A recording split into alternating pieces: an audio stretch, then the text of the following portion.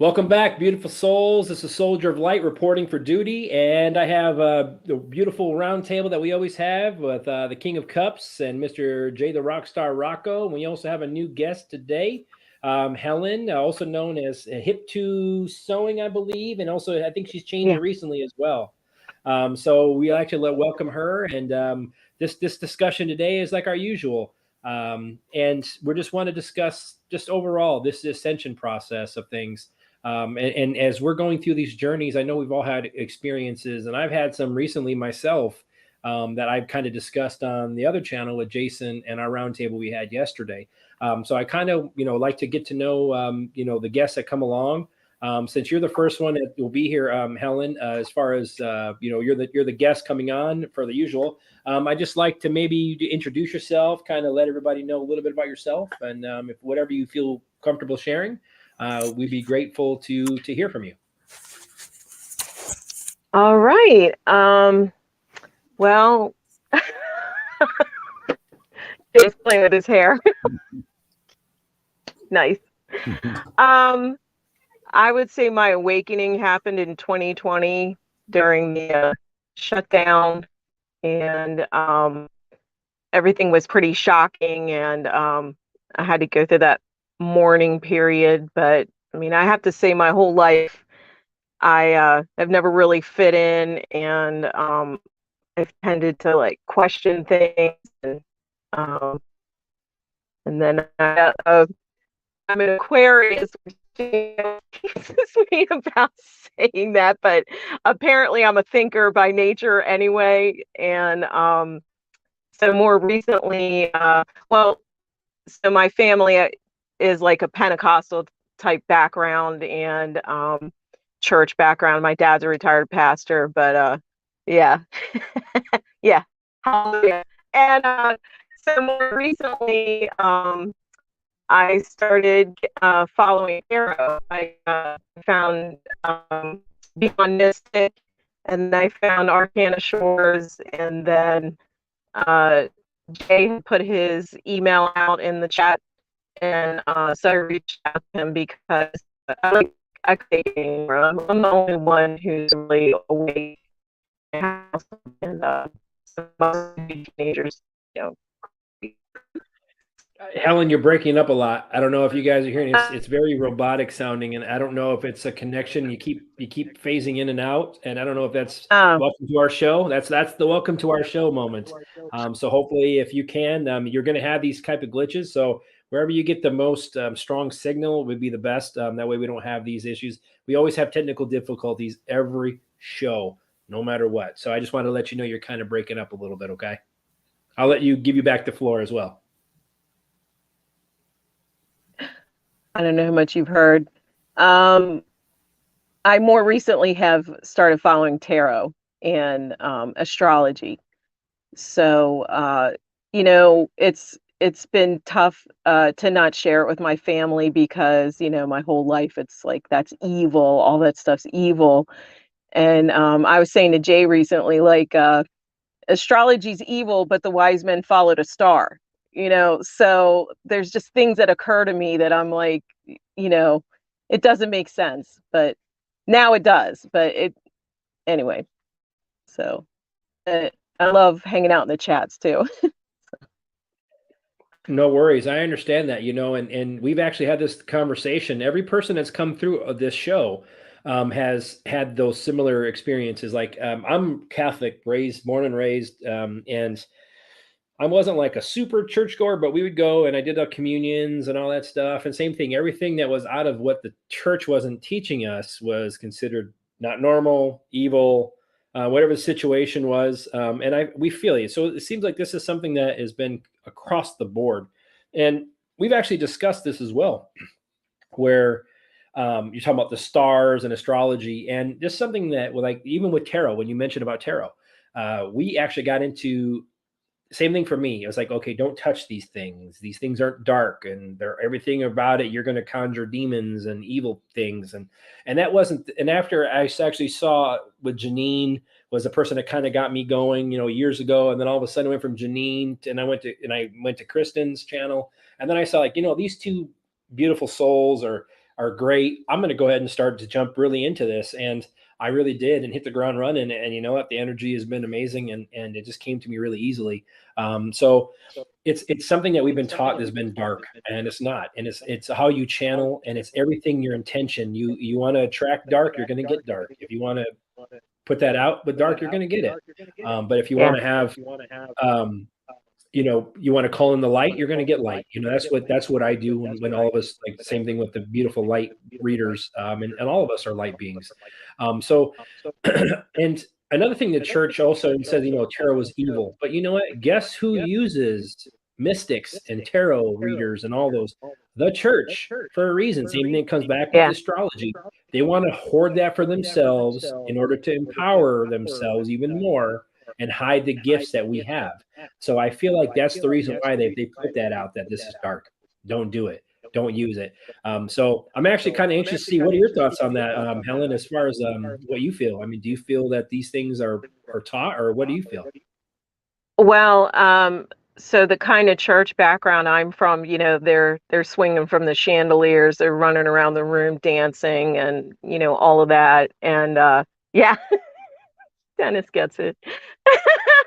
And yeah, I mean, they can accept someone barking like a dog or having a word of knowledge or, all of that kind of stuff. But then cards are evil. And what really liberated me over it was Janine Margeau saying it's a language. And the minute I heard her say it's a language, it was like, yeah, wait a minute. That actually makes sense to me, finally, after all those years of, it's evil, just don't even touch it, don't even go near it. So that's all I have in my mind right.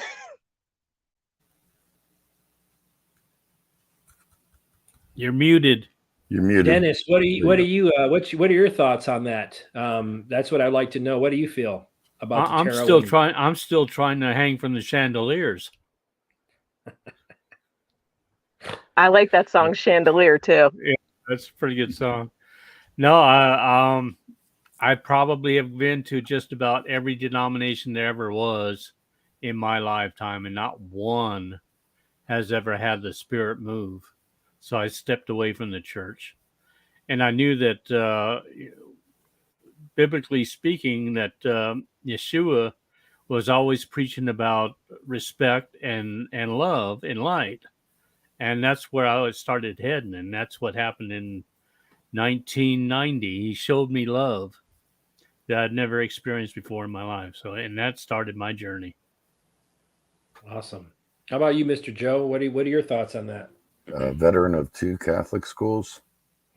Brought up in a typical mill type of town. And you either went to public or you went to Catholic or you went to both.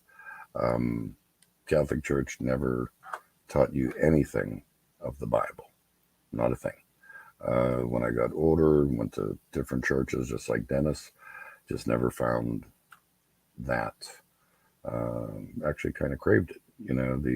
I seen people that were with the Spirit that lived in what they said through Jesus's word.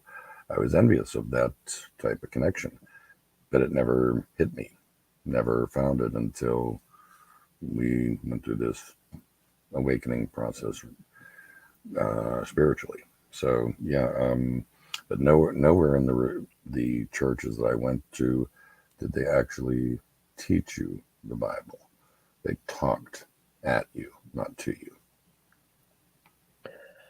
I agree. I mean, that's one thing that I always in church. The thing that even as a kid, I was like, well, okay, we got to stand, like, at least for Catholic, we stand, we kneel, we stand, we kneel. I mean, what's the purpose? Why can't we just sit here and worship? Why do we have to come to this building and congregate? Why do we have to give money? That was the thing that always, like, why are we having to give money? That was always my thing. And my parents were always good at, what they could give what they could. But I mean, there was people who were writing like serious checks to the church, like every week, or giving them serious money. And I was just like, what is the purpose of why do we need to give money to someone in order to say God is here with us, and that was something that I always just never resonated with me. And as I was going along in my journey as well, things just didn't add up. Things just didn't make sense to me. And I'm not gonna. I've always been religious as far as connection with God ever since I was little, and I feel like I had a separation from my current wife. Some years ago now, maybe 7-8 years ago, we had a couple month hiatus, and during that time, I got to reconnect with my mom. But when I came back home, or to Illinois, where I live now currently, but visiting my mom because of our separation, I went to church.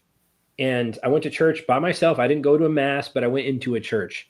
And as soon as I walked into the church, literally, I went and I looked at the statue of Jesus, and I just wept like a baby. I don't know what it was.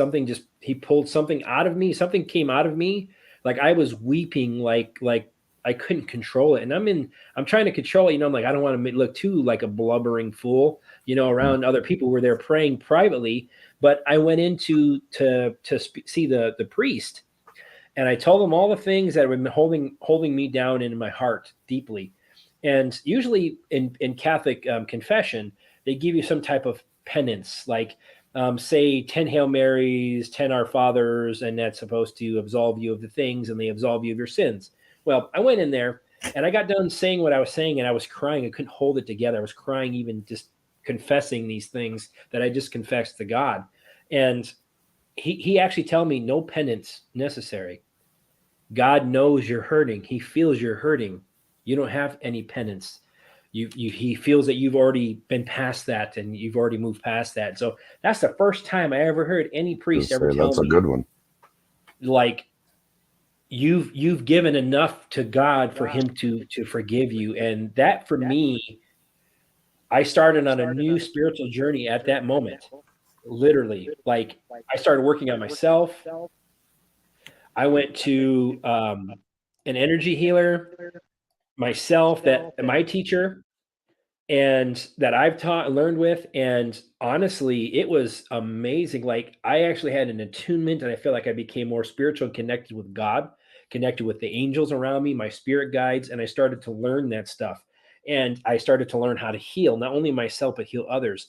And that was an awakening point for me. And I actually helped when I was working on myself. And I'm so thankful to the universe for this. And I'm only sharing this as a personal experience. Is when I came back, my mom was in a dark period in her life too, health wise. She's seen dark spirits a lot of times. She was very psychic as well, and she was always getting attacked. So I went there. The first night I got there, I felt this dark presence in my mom's house, and I was in the basement sleeping by myself in the dark, in an old concrete walled basement where you're not supposed to be. There's no exit way. So I'm down in the basement in the corner, and I could feel something in the dark literally staring at me and just didn't want me there because it knew I was there. And I actually was able to I had to do a lot of spiritual stuff, and I removed this spirit from my mom when I was there. So I feel like the universe, it was a crappy situation for me because my wife and my relationship and my job, I stepped away from that, and my home, and I came there. But I feel like the universe had a bigger purpose for me at that time, was to learn about myself, be strong in myself, which I did. And I came back in that situation. When my wife and I got back together, I was in a better place mentally, physically, spiritually than I ever been in my life. And my wife was like, wow, you seem different than when we split up. And I feel like there was a calling for me at that point, was kind of like my awakening aha moment, that this is something that you're here to spread light and to help. And that's the reason why lately that I was pushed to do this, opening this channel. I'm not a person to get out in the public and say what I say, but I also feel like I've been pushed. There's people who need to hear this type of message. So I'm anxious to see if you guys have had any of these experiences, or what's your experience. I'm going to ask you first, Dennis, since, if you don't mind, what your experience was that may have like opened your eyes at somewhere down the line. Open my eyes. Gosh. Well, I knew from the Catholic experience I was going through at the orphanage. I always found it difficult to believe that if God forgave man's sins, why do we need a priest to confess to? And so that kind of turned me off there. And then going from one denomination to another was horrendous. It was nothing but meeting places, one right after the other. And it wasn't until, well, I started watching Janine probably about 2 years ago or a year and a half ago, and got into the tarot as a beginner, basically, and the lights have been flickering on me ever since. Yeah, okay, I hear you. Busting bulbs over there. Yes, they are.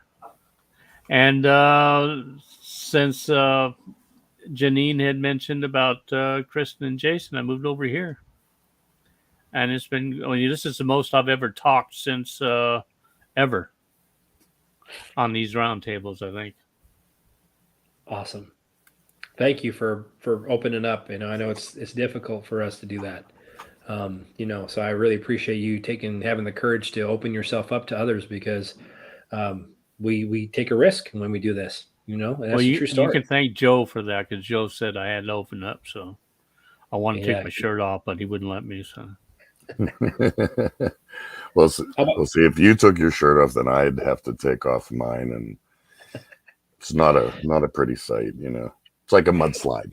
I don't want to say anything, but but no, yeah. Listen, think about it. If there, as Dennis mentioned, and if there's a middleman, why is there a middleman in between God? Anytime there's a middleman, anytime there's something between you and something else, if you just can't fish, you need a license. There's a middleman. It's wrong. It's wrong. This isn't for protection. This isn't for anything else. But you know, we were taught fear in the Catholic side. It was always fear. It was always bad, sin, terrible, terrible. But yet, as was mentioned, Jesus was a loving God. You know, the manipulation. It's. I pray like I talk, and sometimes I swear. For a lot of people, that's blasphemy. But I speak my heart, you know, when I do that. So I don't think there's anything wrong with that. The only reason I'm mentioning that is because we've been taught this one way. It's this way or the highway, and you know, you'll go to purgatory or whatever. Again, I look at it this way: the good Lord made you, the good Lord understands you. That's the way I look at it, whether it's universe, God, however you want to look at it. It's one to me. I agree. You know, when it comes to this, and I actually kind of, you know, feel like the church was invented purposely to separate us. And it's not because I feel we were so connected to the source back in the day, like way back when, who knows how long ago, but I feel we were connected. And I feel that they saw the power that we were given by God as a creator. We were able to create life. Think about that. We're sparking life with just the connection of human beings. We spark life. And I feel like there's nothing more powerful than creating life. Anyone can take one, anything, even an animal could take your life. A car can take your life, but you can't create it. We can create those things. I feel like that's the part of it. And I also feel like when somebody mentioned the 501c, that's exactly right. This is something, it's all corporations, and it's all about funneling money. And I believe these churches were segregated as well. Like each religion is to pull us further away from God, actually, and do the opposite of what it's intended to do. And I actually had this, I had this thought the other day, and I told that I feel like when people go to church, and my brother is one of them, great soul, good, truthful man, good father, very proud of him. But he takes his kids every week to Catholic church, and I kind of say my little pieces here and there, you know, and he doesn't want to hear that all the way, but he does hear some of it. And I tell him, and honestly, I told my wife, I said, I feel bad because people, when they go into church, they're taking part in a ritual, and they don't realize that. And they're going there to worship the light, but in reality, they're doing the opposite is what I feel. I feel because you're voluntarily going in, you're bowing, to something, or to whatever it is, and you're kneeling, you're putting your lower, but you're not connecting with spirit, because I feel like the words that they teach us, the words that they say, there's spells in those words. Those things continue to the cycles continue by those spells. And when we come together as a congregation, or whatever you want to call it, a group of people, the energy is amplified in that spell. And that's what I feel is that's where that energy gets drained. And I feel like that's why churches are specifically on ley lines in this earth, because I feel like they're holding the good down on those spots because of that. And this has been insane that you just mentioned about the spiritual things. I actually read something today earlier about this religion thing. We talked about a little bit of religion in last night's show on Jason's show and Kristen's. Is that's exactly what's going on. And the stuff that I'm connecting is they pull us further away. And that's why, and I told my brother this too, is let me spin it for you like this with religion, because they push the Catholics, and I'm guessing it's other religions too. If you don't believe in the God that we tell you in this Bible that we presented to you, or the word that we're speaking to you, then the rest of these are false gods. You're going to go to hell. You're evil, you're worshiping darkness, or whatever it may be that they want to spew on you. And I feel like that's the purpose, is the fear. And I feel like at one point we knew we were connected. We knew we were eternal. We weren't worried about death. We weren't worried about those things. And I feel like religion has had a big part to do with that, is push the death. Be afraid of death. Be afraid of where you're going to go if you don't do the right things. And I'm not saying anyone does. You should have a moral compass in you that you come equipped with. Period. And I don't care what it is. You have to have no soul for the things that I've read about and seen to do some of these things. You have to have zero soul to do those things. Period. Because I don't care how much you could throw every gold bar in the world at me for some of the things, the evil things that I've seen. I would never, ever in my soul find the heart to do that. And I'm sure that people on this round table are the same way. And I'm kind of anxious to see what you think. I mean, what do you feel on that one there, Dennis? Or actually, I'm going to go to Helen, since we haven't heard from you last. Let's go to you, Helen. What do you feel on that? I agree with a lot of what you're saying. And what was coming to mind while you're talking is I had gotten this revelation probably 10 years ago that, our words have power. We create things by saying it. And the way the dark can't produce, they can't create. So what they do is trick us into saying things that we shouldn't be saying, and manifesting for them things and situations.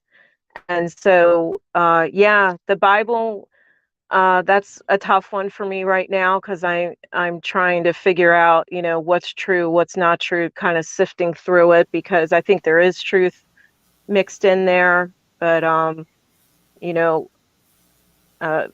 as a pastor once said, only God can unscramble scrambled eggs, because I don't know. It's probably I just told the Creator, look, I want the whole truth and nothing but the truth, even if it hurts, which that phrase, the truth hurts, is true. It does hurt when you realize how much you've been lied to and used and manipulated. And I'm at a point in my journey where I'm preparing myself, because a lot of people like your brother or other people that attend church who don't understand right now, I don't know how the mass exposure, I don't know what it's going to do to them, or if it's going to go that way, because some people say it may not go that way, and you're just going to have to leave them alone and let them believe what they believe. So, I mean, I don't know, but I've questioned the format of church for years. Like, why is the person on a platform standing up above everybody else, speaking down to them? Why are churches looking more like a theater, a production?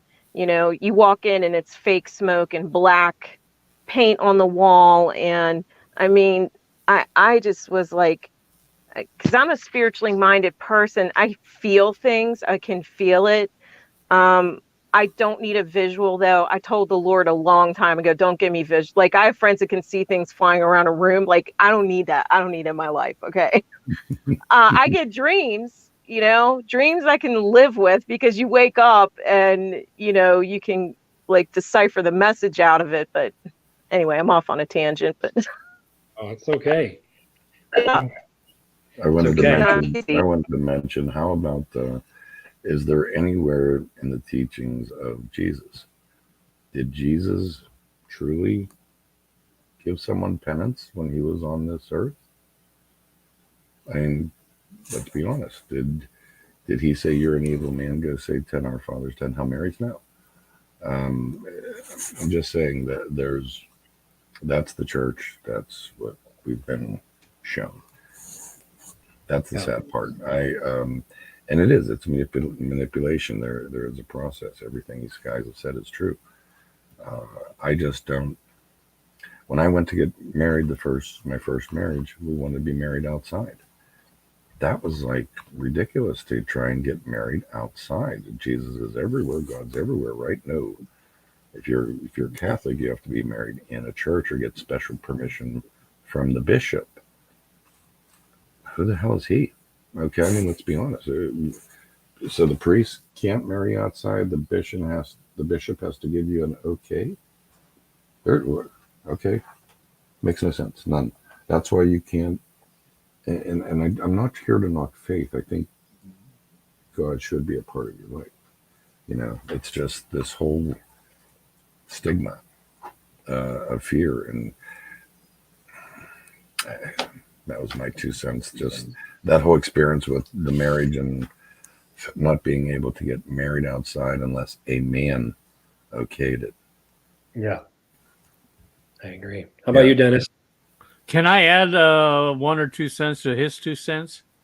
Absolutely. Your 2 cents are bigger than my 2 cents. Well, they are, but they're made of silver too, so you can smell it. Bring it. 4 cents.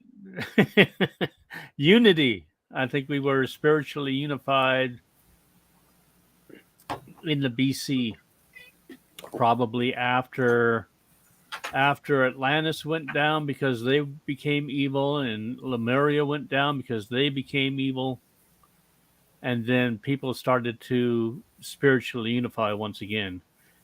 But after a while, you know how man is, so they had to send Yeshua back in to teach what was right and what was wrong, and along those lines, he's also was trying to, I am assuming, teach us that we had the powers to do what he could do and more, but nobody was buying it. Mm-hmm. I think that scared a lot. That scared a lot of people in power. That's true. So we've been divided ever since, and even more so after the Council of Nicaea, when they decided to make their own rules. I think they took out some of the best scriptures that were out there and tossed them out. And I think we would have been without them had it not been for the lost. What was it? The lost scrolls. The Dead Sea Scrolls. Is that what you're referring to? Yes. Yeah, Dead Sea Scrolls, which will remain hidden for a reason, for such a time as this. So. I'm thinking that, there's probably a whole lot more to those Lost Sea Scrolls than what they've been telling us. And that's my 4 cents. The thing that really twists my mind a little bit is, how the heck did this even come to fruition in the first place? Mm-hmm. Agreed. You know what I mean? Okay, I know that there's been a lot of darkness, but the fact is that there's got to be more light than there is dark. I mean, I would hope. I'm not saying that that's the case, but I would hope that at least the light workers would, hey man, this doesn't seem right. This isn't right, and continue to push that. I know they're going to be pushed down, but the fact that the collective alone just kind of let it flow. We just got complacent and let it flow. That's what we are now. That's why we're in this dump. And honestly, I'm gonna call it a dump. Because honestly, what's going on in the world is twisted, man. It's upside down, it's flipped, and it's evil. And it's been that way for thousands of years, and if not longer. I mean, who knows? I mean, just the fact that I was looking at the calendars alone. I mean, who knows what year we're really in? Mhm. I mean, honestly, I mean, some people are saying we're in the 1500s or 1600s right now. We don't know. Some people are saying we're way advanced to that. It could be 10,000 more years on top of that. We don't know. I mean, that's the thing that's so messed up, is the fact that over the years we just been complacent and let it go and say, okay, we'll just go with the flow and let it, I don't want to be the squeaky wheel. We need a bunch of squeaky wheels. And I've always been a squeaky wheel personally. And I feel like we need more of those. And I feel like this is the part that we're really pushing forward now. And that just irks me. I just don't understand how we even got to this place. Well, we And got this to be is fair real. about that too, because a lot of the people didn't know they were light workers. They didn't even know what a light worker was until the True. awakening. And even then, they didn't know anything about that either until 2011 and 2012 is when it really started Yeah. for most folks. Yeah, the explosion of it, The where you Mayan saw more. calendar. Yeah. That was about the time that I had I think mine was about 2014, 15-ish. When I had my You were a late huge- bloomer. I was a You're late just a bloomer. young man. It's just a late bloomer. But see, I think Jason was really kind of a little bit earlier. Everyone wants to put a year on it. We always kind of knew it was wrong. Do you know what I mean? Yeah. I think I see a lot of people. Oh, this happened. This was my date. I think most of us, you really don't have to put a date on it. We just kind of broke out of the show. We didn't feel this was right. We didn't feel this was right. And even though we went along, we didn't grab onto it either. So I think a lot more time and see every and that's another thing to me, is that everyone wants to put a number on something, put a date on something. It's not needed. You're here now. I agree. Numbers mean a lot, though. Your numbers are bigger than mine. Well, we know that. There's no argument there. Oh, and real quick, Jason, could we do a shout out? You were supposed to have Danielle on tonight. Yeah. Naked, and we asked 2 people kind of quickly. Helen responded. We asked Gypsy. Gypsy was willing to come on. We just had to go with real quick what we was, but wanted to say thank you. Absolutely. And apologize for all the confusion, but definitely I know you're going to have Gypsy on again. I just wanted to mention that for sure. Yeah, Danielle is in the process of moving in Australia, so that's the reason why she's still in the process of that. So we got her booked up. I hope for next week. I think we got it finally secured. Hopefully she gets done with her move. So it's interesting always hearing her perspective, because she wasn't raised around the church, and it just in general, she was raised around a white witch mother and things like that. But they have the same. She's of the light, you know what I mean? She works of the light. So, I mean, it's all, like I said, this is all comes back to what we just talked about, the division. Well, if she's not go to church, then she's got to be evil, right? And that's not the case. So we all have our journeys for sure. And I agree. We're put on this. And I agree with what you say, Jay, about the number or whatever it is that, this person, because what that does also is it segregates. I learned before you did, and you were awake before I did. And I can honestly say, probably from the moment I was born, I knew things weren't right. Exactly. That's a true story. You're right. And people do want to try and fit in, and they want to place a number. You're here. You're here now. Absolutely. It's not to say anything badly about people, but we tend to want to put those numbers on something. And it's not necessary. We're here right now. That's probably because we were programmed to do that. Exactly. I was just going to say that. We are programmed. Yeah, Dennis, how can you repent if you don't know? True. Very true. True story. Sorry. I'm still I agree. for my chandelier, by the way. It just flacked, right? You see that light when you There's a turn couple around? You keep moving, man. All that static electricity is discharging. No, and I honestly agree. And that's something that comes back to, honestly. I mean, I've always known that something is not right ever since I was little. My parents never talked. I mean, they talked, but not really like out loud about things being wrong and the world being jacked up. They weren't into that. They went about their life and they were on the hamster wheel doing their thing.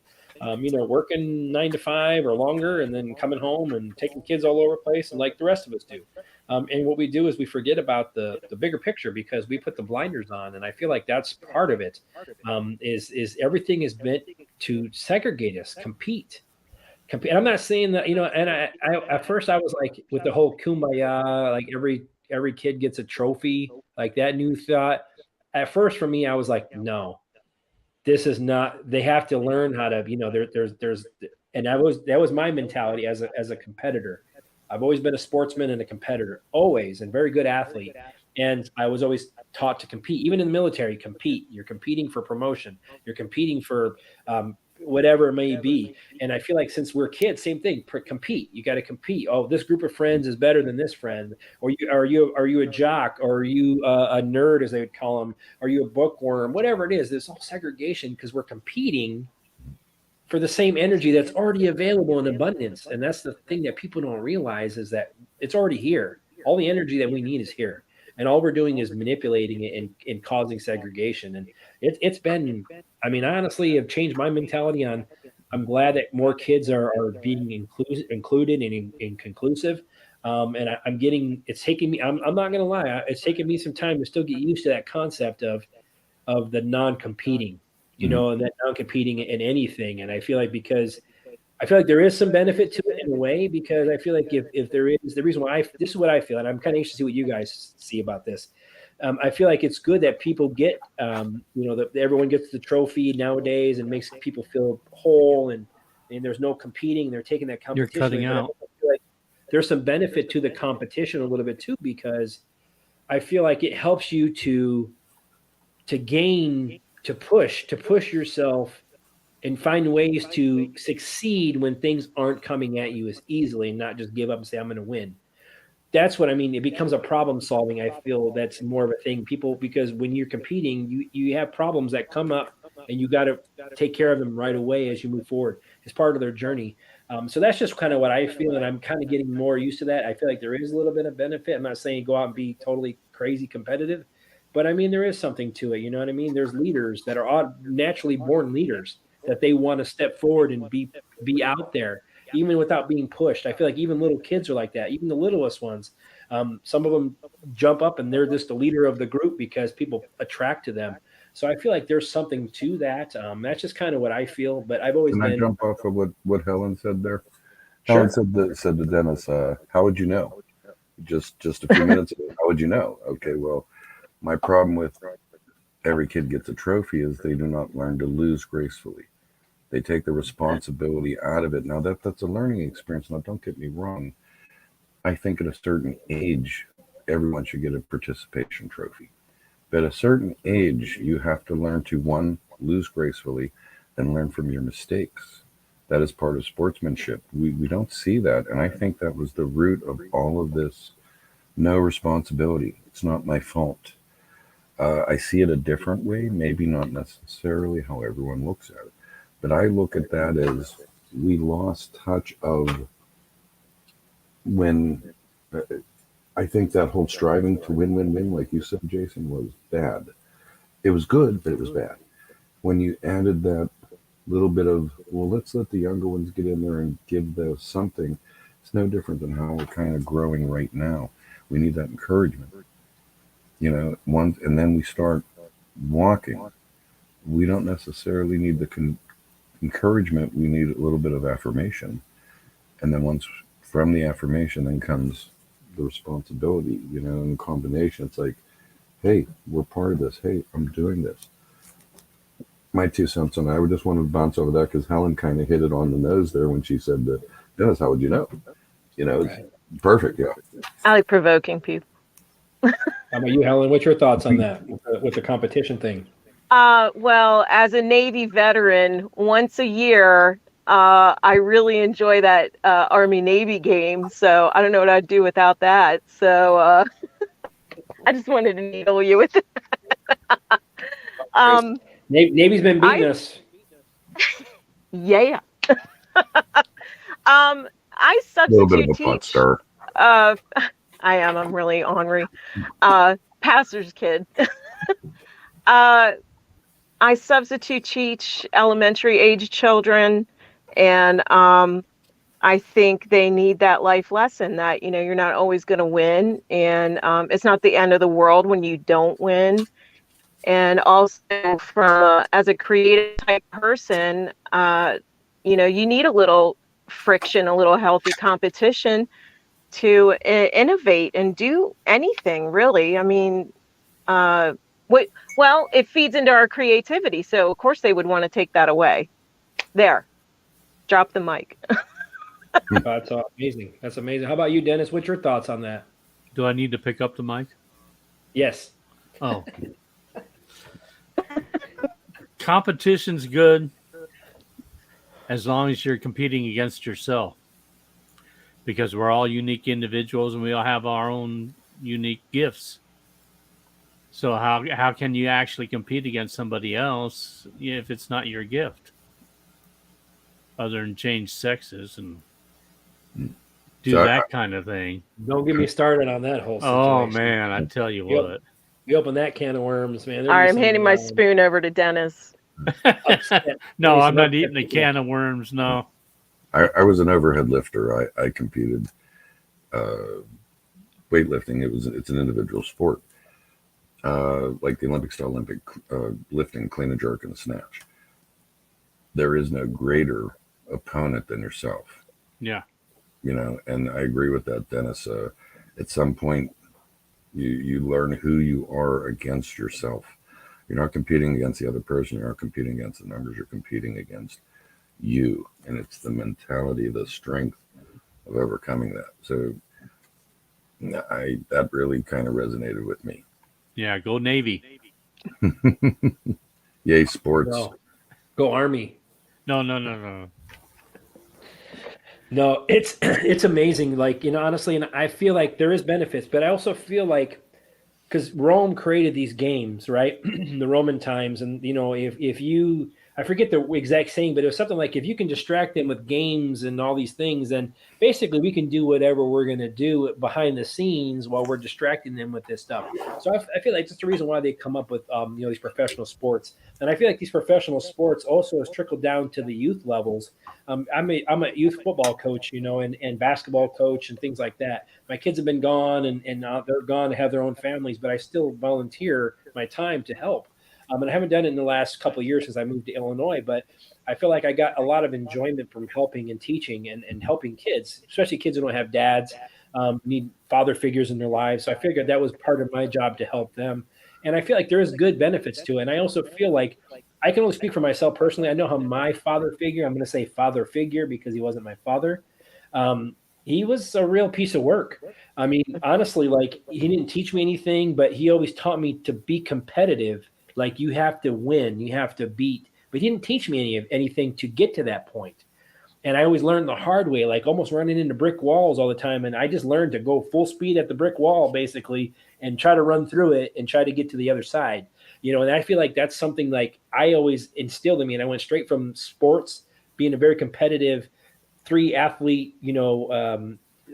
athlete, with multiple, all our area, all conference player, and went to the Army and straight to the Army and started jumping out airplanes and competing there too, and rappelling out of helicopters and all that stuff. So we've always been put in that competitive. And then I went from the military to the healthcare administrative side. So I'm competing there. So everything for me has been competition. And I feel like you mentioned that there is good things. I feel like you need to have some resistance in your life. A little bit. That's why we're here. That's why we get those calluses that we all have, spiritually, physically, whatever, mentally. We all have these calluses, and we're here for that reason. And I feel like that's part of the journey. Is you have to lose at times. You have to. Yeah. I mean, if you want to use an example from the Bible, Jesus lost. He got crucified. Did he not? Based on what they're telling us, he showed them, though. He showed them. Right. What I'm saying is, he may have won because he ascended, but in reality, if you look at it from that win or loss perspective, he lost. Right. Exactly. So, I mean, that's the thing is, so we've been competing at that point. We compete in church.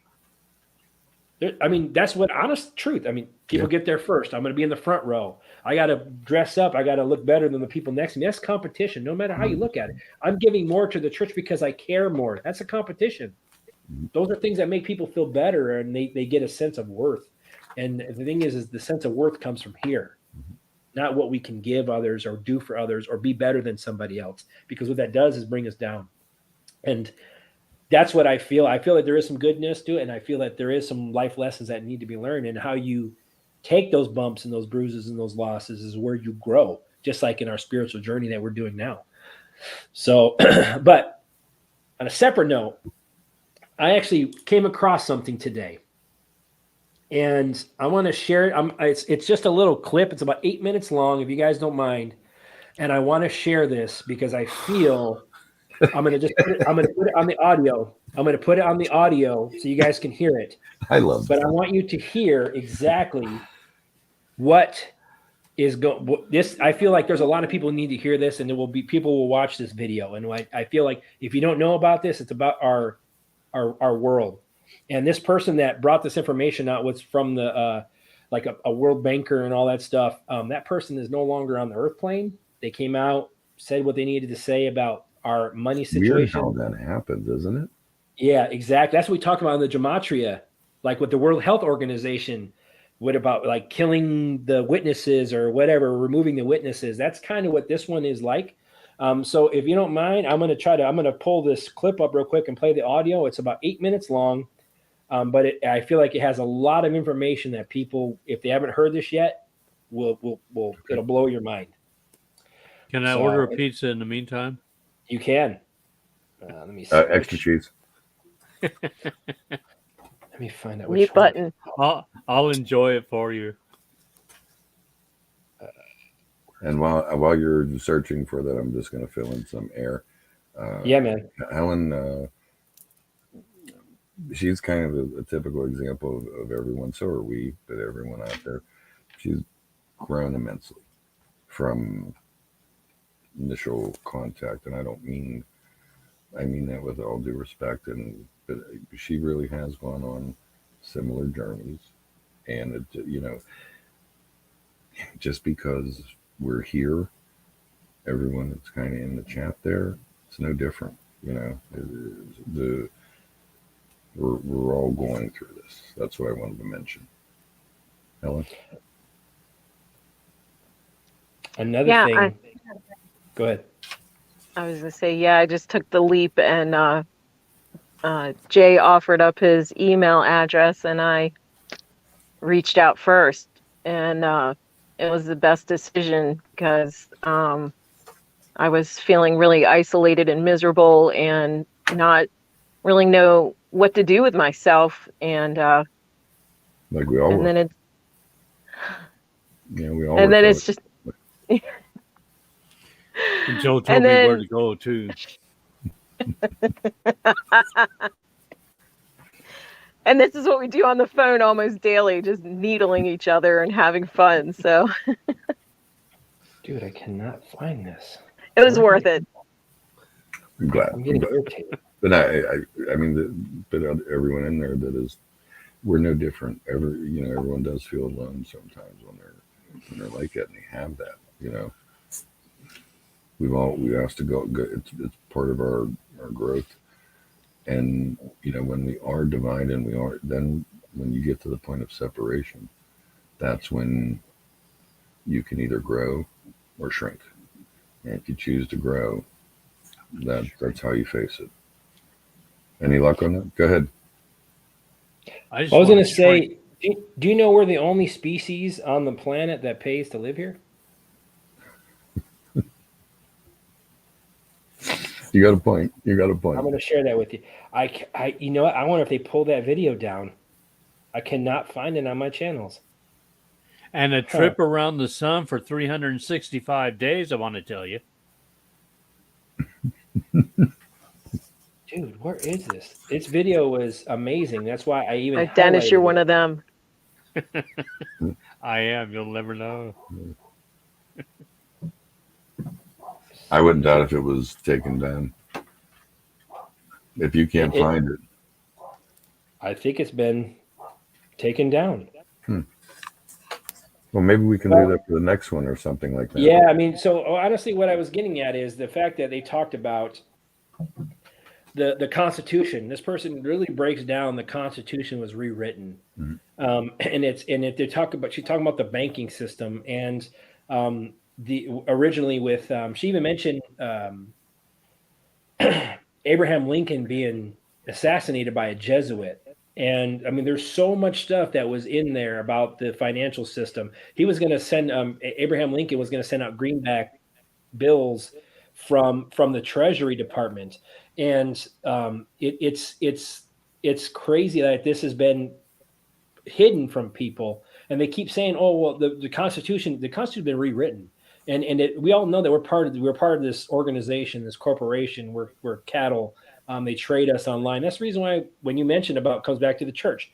Why does the bishop or whatever have to approve it? Because they have to go up through the chain of command and says, "Oh, here's a marriage certificate now that we're going to have somebody getting married. Now we can start trading that marriage certificate." Because they trade not only our birth certificates, they trade our social security numbers, they trade your marriage certificates, they trade your divorce decrees, they trade everything. And the reason why they do that is because it's like a gamble for them. It's like playing in Vegas for them. What they do is, okay, I'm just going to make an example, just top of my head, okay, to make some sense of this. Like, let's say you come from, they're going to look in the beginning, okay, this person comes from a 2-person family, or a husband and a wife together, and then they're from a solid family. Parents are educated. Let's say, they have good paying jobs. So I'm going to say that this person at birth with that birth certificate, I'm going to trade it. I'm going to say this person's going to be worth $300,000 of whatever they're going to trade it for. So what they do is they look for a buyer. They buy that or they trade it, and they project like with Vegas, they project if they feel you're going to be a failure, if you're going to do better. If you're from a 1-parent home compared to a 2-parent home, if you have uneducated parents compared to educated parents. So that's how they get all this money, and then they trade your information off. And then the next buyer, that's how they flip you and they make money. They sell you. Well, there's potential. This person has potential now to make more money. And that's how they trade us, just like they're passing around papers. Like, I'm going to give you a paper and I'm going to give you money, you give me paper or whatever. That's what they're doing, just passing us around like we're cattle. And that's part of the maritime law, which she talks about in that video, the maritime law. And that's because we become cattle, or we become cattle or supply, like a supply. We become an asset to the corporation. And that asset to the corporation, when you die, that's why you have a marriage certificate, you have a birth certificate, you even have a death certificate. What do you need a death certificate for? You're already dead. You're in the ground. What do you need that for? Because they need it to say, oh, you're lost at sea. That's no longer an asset to this corporation. That's how they live. look. A bill of lading. Exactly. So I have something. Lost at sea when you die. That's what they consider you, lost at sea. That's why the maritime law came into play. That's why the gold fringe is around the flag, for some of you who may not know. And that's the reason. That's the difference. Even the Marine Corps, all the military flags, except one branch of service doesn't have the gold. Do any of you guys know what branch of service doesn't have the gold fringe around the flag? I'm going to guess it's the Coast Guard. Mm-mm. It was a guess. How about you, Helen? Can't be the Army. It's not.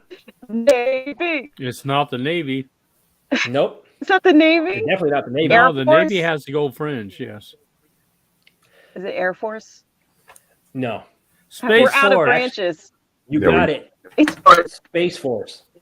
I So forgot if about you look at the flag, even though it's a new it's new, but it's not new really. If people tell you it's really new, they put it out into the public finally. So Space Force has been around in some type of form. They just kind of consolidated it and made it Space Force and put a name to it. But if you look at the fringe of the Space Force flag, it's silver. It's a silver fringe or a gray fringe. It's not gold. The Marine Corps flag is gold. The Army flag is gold. The Navy flag is definitely gold because maritime law is Navy. And, those Coast Guard, same thing. All those Air Force.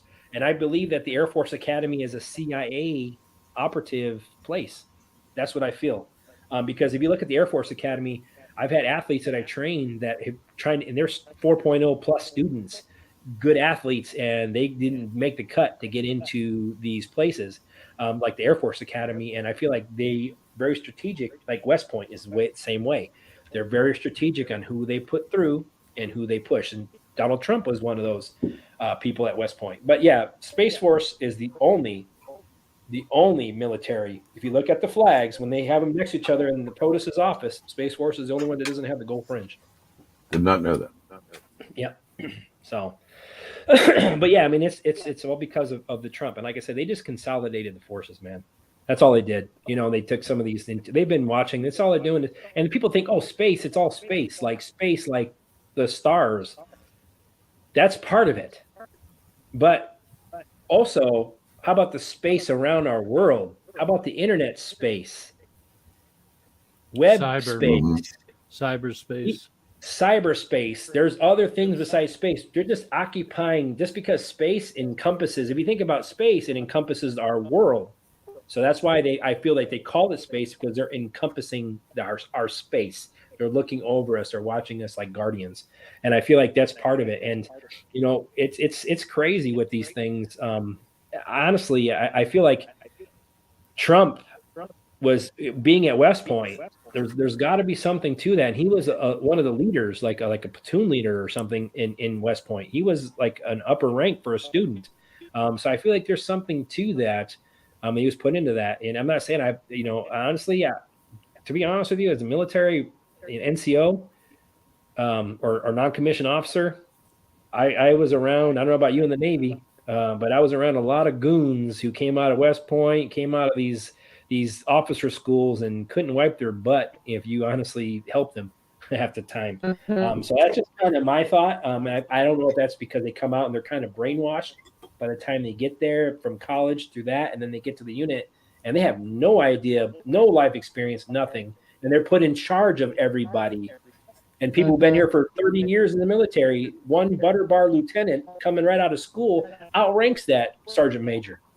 There's something wrong with that scenario, you know? And that's something to me, I don't know, that bothered me always. And I used to call them precious little butter bars. And like, oh, the butter bar would come back, and little lieutenant. And I, as an NCO, I was always babysitting, and I feel like that was something that we had to do with the officer. Madam. How about you, Helen? What do you think? What was your experience in the military? Well, I was one of the first women to do electronics in the Navy, and it was a male-dominated field. So I was the only female in every shop I ever worked in, and I worked on the sub base at Pearl Harbor. So it was quite the experience. But we had a lieutenant like that who just said, what exactly do we do here? And I was like, no. But anyway, I wanted to interject something about the Constitution, because I tell people this all the time. Make sure your children know how to read and write cursive writing, because our Constitution is written in cursive, and they've systematically been taking it out of school because they don't want people to know what their rights are. They don't want you to be able to read those documents. So since I'm on a public platform, I'm serious. Even as an adult, if you don't understand, you don't know cursive writing, go learn. Just, you can get a practice book anywhere. Well, I mean, they taught us cursive in school. I don't know why that went away. I mean, because I don't know. Did they teach you guys in school how to do cursive? I remember having to do cursive. They would make us work on that stuff. I don't know. What do you guys? Well, for me, they taught it. I know my grandson, who just graduated, probably I think a couple of years ago. He was taught. He didn't like it, but he was taught how to do it.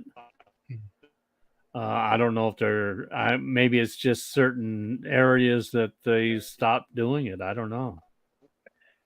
And I feel there's something nefarious to that, because if you look at our social security cards or birth certificates and everything about us, everything about us is in all capital letters. Everything is capital letters. And I feel like when we write in print, not cursive, we're spelling. I feel like there's something to that. The reason why they're making everybody do the print and not cursive.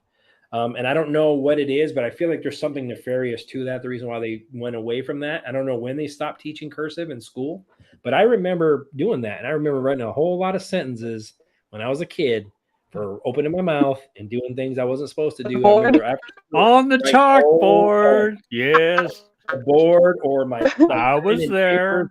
just tons of I will not do this. I will not do that. I'm like, this is annoying. So I always was like that. And I don't know when they stopped teaching that, but there's something to that. I feel there's something strong to that. Because if you're going to print, most people are going to print uppercase just like they want us. I feel, I don't know if there's something to that, but I know all capitals is something to do with the corporation and being part of that and being, that's how they look at us. So I don't know. I mean, I feel military like dogmas. What was that, Helen? Military taught us to print in all your logs. You're breaking up again. That's how, I guess that's how, can you hear me? Yeah. Yes. Okay. I'm not going to tell you what year I went in the military, but we had to print in all caps. Our watch logs, all your paperwork was all caps. Oh, now I can't hear her. Yeah, that's all right. Because she's not talking. Oh, you're not What's talking. the matter with you? Sorry. Was her lips moving? You can't understand. She's not a ventriloquist, no. Yeah. That's all. The military taught all caps on the paperwork. All your paperwork in the military is all caps.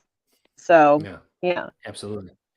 Even our name badges on our uniforms were all capitals. That's the thing. Is I was looking at that, and it's crazy. Like there's a lot to this. Everything. I mean, and it's, if any of you guys seen the dollar bill thing where you can fold the bills in, like the 5, the 10, the 20, the 50, so on and so forth, all up to 100. And they tell you stories. So if you guys haven't seen those videos, if you fold the dollar bill, the 5, the 10, the 20, so on and so forth, you actually will it'll tell you a story of the things like the Twin Towers coming down. They tell you all these things on the money. There's even an owl, for some of you who don't know, there's even a little baby owl in the top right corner of the money. And the funny thing is like, there's so much symbolism in everything they do. And it's pretty crazy. Helen looks like she's froze, and I don't know where Dennis went. So, but I actually have done the dollar bill thing, and I wish I could have had that audio that they took down that video of. It explains so much about our Constitution being bamboozled, and everything is the money situation that we're in, and just the fact that they're lending us money to charge us interest for something we're never ever going to be able to pay back ever. We lost Helen. So she'll come back on it. Today, when we were kind of talking about the system, I had mentioned something to you that you told me to bring up tonight about cryptos, the digital assets. It was kind of a 3:30 a.m. download for me. It was the digital assets is the beast system, reducing everything down to the last grain. And Cliff High had mentioned something way early on his Webbot reports about that cities, states, farmers had coins. In other words, you grow cotton, it's cotton coin. If you grow corn coins, the states could capitalize on those coins. But if you think about it, that they're trying if they do something like that within the digital or e-coin system, as you mentioned, digital assets, it's an accounting. It's no different than NFTs. Right. It's an accounting for every single grain. So, and that impression on that was like, it was just like king of all, or everything's accounted for. And the weird thing about that, when that happened to me, is I could smell sulfur, and there was a weird taste of it. That was the odd thing about that at that early in the morning, and It's pitch black out. It was like, you know how you get the heebie-jeebies and like little hairs on the back of your neck stand up. That was like, ooh, Oh yeah. yeah. No, and if you get a sulfur smell or taste, usually there's something negative annotated with that. So that could be a spirit around you or some type of energy that's hanging around that Or you got that smell, or or you're was it channeling that. actually, or was it actually acknowledging the beast system? That what I was shown. You know, I mean, Yeah, look at it from both sides, because quite sure. frankly, I couldn't feel anything around me. That was kind of it was like you know how we get the chills, like the hair stand up on the back of your neck. I had a taste of it. That's what was. That Wow. was Because kind of usually mind blowing. if you smell foul smelling things, sulfur smelling, usually those are annotated or like negative spirits or negative energy that's around you that you smell. If you're smelling those things, just like if Oh you my smell God. like roses, if you smell like roses, like we Mhm. mentioned, it's like Mother Mary. You know, the different smells that come with, you know, good and dark. So maybe that's what you're getting. Maybe you're saying because you were asking or thought about the beast system with that, the beast system with the cryptocurrencies and all that. Maybe that's what that you got that taste to say, hey, that was a little foul tasting to me or smelling. And so there's something to that says, hey, maybe it's telling you that's probably not the way to go. Right. If that's what the spirit guides are Or telling you. like I said, that was kind of like a little bit of a download to me. That was almost like an acknowledgement of like again, that's here, but I think we lost Helen apparently. But I do want to Oh, bring that up because we had talked about that in the last show, you know, and I just wanted to say that was, you know, 3 in the morning. Oh yeah, hey, digital assets are coming into my head. No chance, you know. hmm, If Helen can still hear us, welcome to the show. Exactly. right. Ain't it the truth? Ain't it the truth? That's a shame. And you know, the funny thing is, like, I see a lot of stuff in the chat too. People are asking about school. You I know, can't like do the show. they don't teach they don't teach anything like how to manage your money, how to bank, and things like that. And actually, something funny thing is, I actually was taught that in school, but it was Me later in too. life, like later in high school. Like I had something that where I had I don't know, maybe it was my economics teacher or home ec or Mhm. something like that. I don't remember what it Accounting. was, but My it was accounting something like class. we had to like balance a fake checkbook and we had to write checks. We had a fake job. We went to this like seminar thing, like as a class where we had to pick a job and then you got a salary for that job. And then you have to go through these different stations and you have to pick your home, pick your car, pick all these things and your groceries on a budget, the budget you're allowed. And then they see how successful you are at the end of this thing. And it was actually a good experience. And I was like, oh my God, like I picked being a police officer. And I'm like, after the fact, and when I was done buying things, I'm like, I'm broke, I'm Yeah. poor. And it, like before I didn't have any money in the first place. So I'm like, well, I don't know if I'm going to be a cop because I always wanted to be a police officer. And I feel like my journey never led me to that. But I always felt like because I wanted the law and order part. I feel like that's something for me. I'm very integral, and the law and order. There's a reason that there are rules in this world, in this universe, and we need to maintain them. And like I said, um, it's honestly it's comes down to where I feel like I get irritated at times, and I'm not saying everything is kumbaya for me too. I look at I look up at the sky and see the chemtrails, and I still get irritated. I'm not gonna lie and say I Mhm. don't. I look up at them like, look at these pieces of shit, you Mhm. know. And I don't know. People say that they're good, they're bad. I don't know. We don't know that. Just because somebody says it is doesn't mean it is. You know, and not all those chemtrails may not be good. We don't know. I have Mhm. no idea, but I know that I saw that there's so many in the sky. It looked like tic tac toe, and all of a sudden, our weather here in Illinois has been garbage. It's been super cold, way colder than it usually is at this time of year. I mean, California is getting hit with 98-degree weather in the middle of almost the end of October. I mean, Mhm. in where Jason lives, I used to live in that area. I know how that weather was back then. It'd be a little chilly, but it wasn't like 98 degrees Right. in the middle, almost the end of October. Just like here, it wasn't freezing below zero at this point. I mean, it would get cold, but never below freezing. And we already had the freeze like 2 weeks ago. Yeah. That's not normal. And we had crops this year, like we grow a garden as well. My wife, this is our third year of growing in our garden, our second one here, at least in this place. But the second time, your crop should grow better because Right. we use the same seeds from the same plants that we've taken from that we've grown. Agreed. So they're used to all the environment around it. But we didn't get we got like 2 cucumbers this year. The weather was so bad. We had things go straight to seed that Mhm. never went to seed before. I mean, we're like, my wife's like, what is going on? There So was I some think for things. sure that they are manipulating things, because what I also feel is they want to manipulate the weather so bad that the crops are affected, which brings less food, which means we have to rely more on the goons at the top that says, hey, guess what? I'm going to give you some grasshoppers and some beetles to eat, and this should be sufficient for you, or some fake food that we're going to print in a printer. Like some of the food that we get in the store, even that people think is meat, sometimes isn't meat. They're 3D printing that stuff. And that's a true story. They can 3D print a steak and make it taste like a steak just because they use the chemistry and all these things that they do. So what I'm saying is just be prepared. I don't want to tell people, like, I know things have been very manipulated, especially recently. And I feel like it's to open a lot of eyes, even for us. I mean, my wife is like, wow, what is the deal? Like, why are we having things go straight to seed? We've had less output of our garden this year that we usually do. I mean, that's just us. I mean, and that's just, Right. I can only speak for myself, but I'm sure that there's others who kind of had that similar experience. I know you're a gardener as well, Jay, and a good one. So what is your experience? Have you had any difference you feel in even your gardening this year compared to last year? Yes. Yeah. Certain things grew well, certain things did not. Hmm. I mean, like almost to the point of that, like you said, it shouldn't have happened. Not at all. Yeah. And second year, third year, that's when your seeds are fully acclimated to your climate. You know, one of the worst things people do is they buy survival seeds.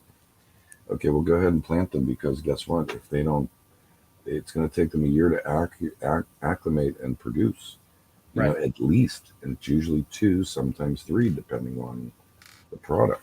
But I agree with that. One other thing I wanted to mention, let me hop back on what you guys both said about it was Helen and but about the kids learning. You know, they you learn the Constitution as a child in a play. You know, you're in first, second, third grade. You know, the 7 years. You know, you go through the plays that you're not taught that in high school. You know, when you're talking about that, it's diminished to a child and a play. There's a reason for that. You know, I just wanted to jump on that. But yeah, back to the garden, for sure. It was an odd year. 3 years ago, we were dealing with UV burning on the leaves. It was getting a purplish and black color on the leaves. I had to look it up. Here it was UV burning on the plants. And I couldn't believe that, but we did have an extremely hot sun. Roughly 3 years ago it was. But again, this year was a very, very odd year. I can attest to that. And a couple of people that I know, normally that they could grow something like a zucchini. In fact, our zucchinis rotted on the vine. It didn't happen. I mean, we're picking them. I don't get a zucchini this big. I want the nice little tender guy. You know, I like them about this big. They're easy to handle. Anything over this big to me is, for us, it's a waste. Hmm. But they're not even getting to that point of, say, 8 to 12 inches, somewhere in that neighborhood. Not a big, huge thickness, and they started rotting. And I have excellent drainage. We go the extra step in the preparation. You're right. It was an odd year. It really was. All you, I Dennis? know is this You movie grow, has Dennis? to end. I missed that. Dennis, say it again. I said, all I know is that this movie really needs to end. Indeed. You know, I tell my wife, this is like the greatest story ever told. And I feel that. And think about that. I told my wife, I said, think of how many different genres of movies we've been through. We've been through the war movies. We've been through the horror movies. We've been Yep. through the comedy. I mean, literally, we've been through all of it. I mean, literally, it's like this every genre of almost of movie that you can have. We've had it all within the last 2 years, especially.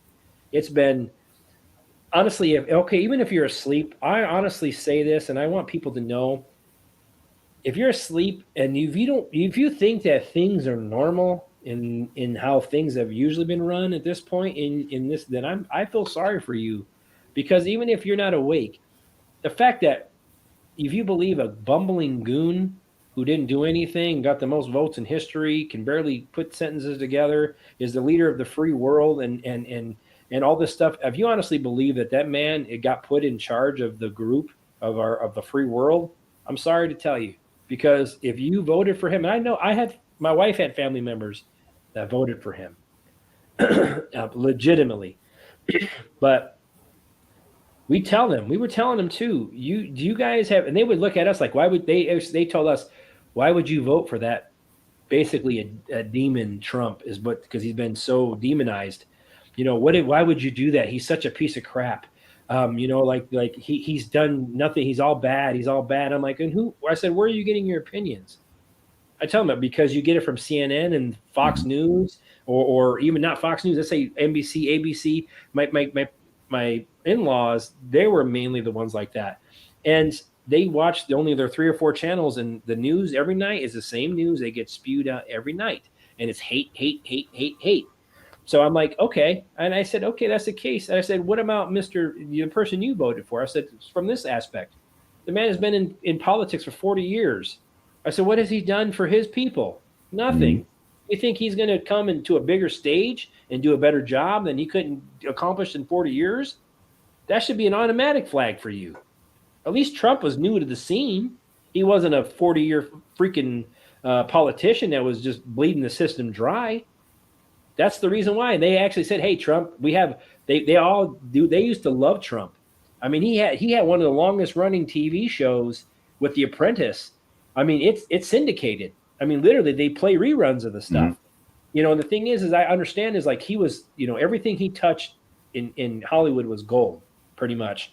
And as soon as he said, "I'm running for president," they turned on him because they said, "Hey," they thought they were going to pull him in like another one of our billionaires that we haven't got yet. We're going to get something on him, and we're going to manipulate him. He said, I don't think so. And that's the reason why from day one, the moment he came down the escalator, it started. Dude, he said, "I am coming for president." So I feel like there was some type of communication or something happened prior to that when he came down that golden escalator that pissed some people off. He said, "Be prepared. I'm not going along with what you guys think I'm going with." And I feel like that's where it started. And the fact that people believe in half the things that the media says at this point, or any of it. I mean, I understand people are brainwashed. I mean, our grandparents, their grandparents. I mean, it's all been since before that they started writing news on paper. The propaganda was put out, literally from newspapers way back in the day, And I'm just like, it just dumbfounds me, like the people who have these thoughts, and the fact that he picked a female who also, once again, didn't do jack. The fact that you can look at it from that logical aspect. What have they done that warranted you to vote for them just because you hate Trump? Does that make sense from a logical standpoint of a human being? Like, I will vote purposely against you just because the media says to hate you and I hate you, even though you haven't done anything personal to me. That's what people don't realize. Has he done anything personal to you to affect your life personally? No. So why hate the man if you don't even know who he is, really? That's the part that irritates me, just the ignorance that people spew. They also elected 44 for one reason and one reason only. Color? Yep. Oh, yeah. I agree. 100%. And actually, he wasn't even legal. Shouldn't even been the president. That's true. He's from Kenya. So, but Trump was a genius. He knew to be able to correct the ship, he had to infiltrate and learn where all the bodies were buried and all the nitty gritty, where the things that were hidden and stuff like that before he finally said, "Okay, it's time." Yeah. But honestly just think to yourself, what actual laws that have been made over the last, let's just say 20 years, what laws benefited the legal citizenry? I mean, truly benefited. None. Zero.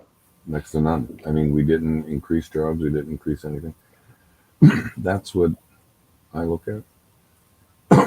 And yet there was, in that time frame, let's say there was, I forget the number. I remember reading it, but there was something like 12,000 laws passed. And I don't think out of those 12,000, like if you even had the time, but nothing came up that truly benefited the citizenry as a whole, not just an individual, like a group of people or lower income, didn't benefit the citizenry. That's what was unique about the article that I read. And it benefited mainly the corporations, and those corporations did not give jobs. And you know yourself, I think it was about 2 or 3 shows ago, Jason, you had mentioned something about that they take our tax money and give it to countries that hate us. I think you remember you saying that. I mean, that's our tax money. But how does that benefit us? How does that benefit the citizenry? How does that benefit the citizen? You know. But again, I'm sorry. We're about ascension. Are we digressing again? We did. Yeah, absolutely. So part of the ascension. So what I'm seeing, we know things have been just twisted, man, and evil from the very beginning. Energy. It's the energy. Street. And I'm very thankful. I'm very thankful for Trump and whoever is involved, because I know, because I've had dreams of him coming to me, and I'm not saying that he's God. I've never said that or anything, but I felt when I had these dreams and he hugged me, I cried like a baby in my dream, because I felt like it was God coming to me in the shape of Trump, because I asked about those specific questions. Is he of the light? Is he doing things well? And when he hugged me, I literally started sobbing, crying like a baby. Like, I felt the most love I ever felt in my life, even to this day, in a dream. I felt like it was so, like I was hugging my father for the first time, like really, and I felt he was like, everything's going to be okay. And I told myself, that's why I mentioned in my previous shows, if my guides, when I've asked from the light, have come to me with that message from him in multiple dreams, at least 2 or 3, and he was always of beauty and light, and he was fighting for things, fighting for us. That tells me, that's what gives me goosebumps right now, even telling you this, and my hair standing on end, because it tells me that God is connected with this 100%. And the fact that when I felt that love, that's what gives me. I'm not going to say honestly, if I had doubts myself, like we all have. But if I didn't have those dreams that spirit connected to me in my heart center, it was involving him, I would be a little bit more lost than I am now. That's what brings me the peace. And the more dreams I've had, as this is 2 or 3 years ago that I've had these dreams now, right in the beginning when this stuff was kicking off. So that tells me that everything since then is kind of added up to this little pieces I put together. So I honestly, when it comes back to the ascension part, I asked spirit. I didn't ask another person. I didn't look to another truther. I was all about that and all into that stuff and learning a whole bunch of things. But I asked spirit. I went inside to my heart and asked God. I'm like, please, Father God, and my spirit guides, my angels, please give me a sign.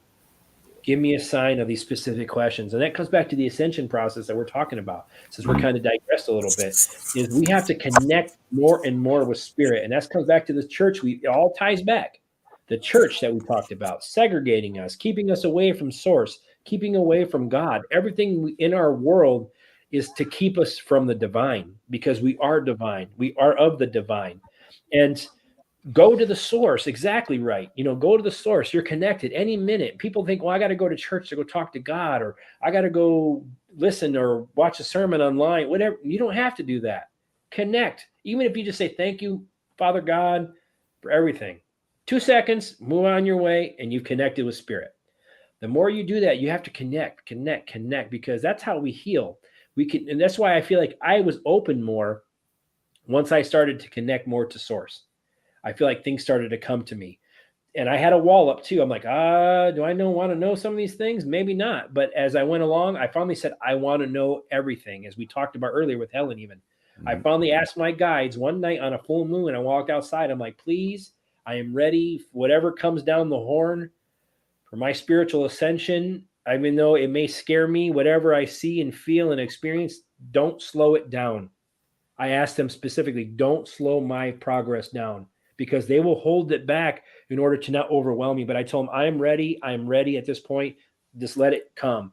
And as soon as I opened my eyes, when I was standing out on my grass, I looked up and a shooting light went right across and went right to left, right in front of me, choom, like fast. So it was amazing. That was like another spirit thing. I connected to spirit, and spirit told me right away, we're listening. We're here. So that's what my suggestion to people as well is I can say, connect, even if it's a thank you. I start my day. I don't know how you guys start your day, but every day I start my day. The moment I wake up, I sit up on my bed. I say, thank you, God, for giving me another day on your beautiful creation. Thank you for creating me. So those are things that I say before I go to bed. Even before I close my eyes, I lay in my head, I would say, thank you for all my blessings. And I always go a quick little 2 seconds and I go to sleep. So I'm thankful when I wake up, and I'm thankful when I go to bed. I'm thankful when I touch.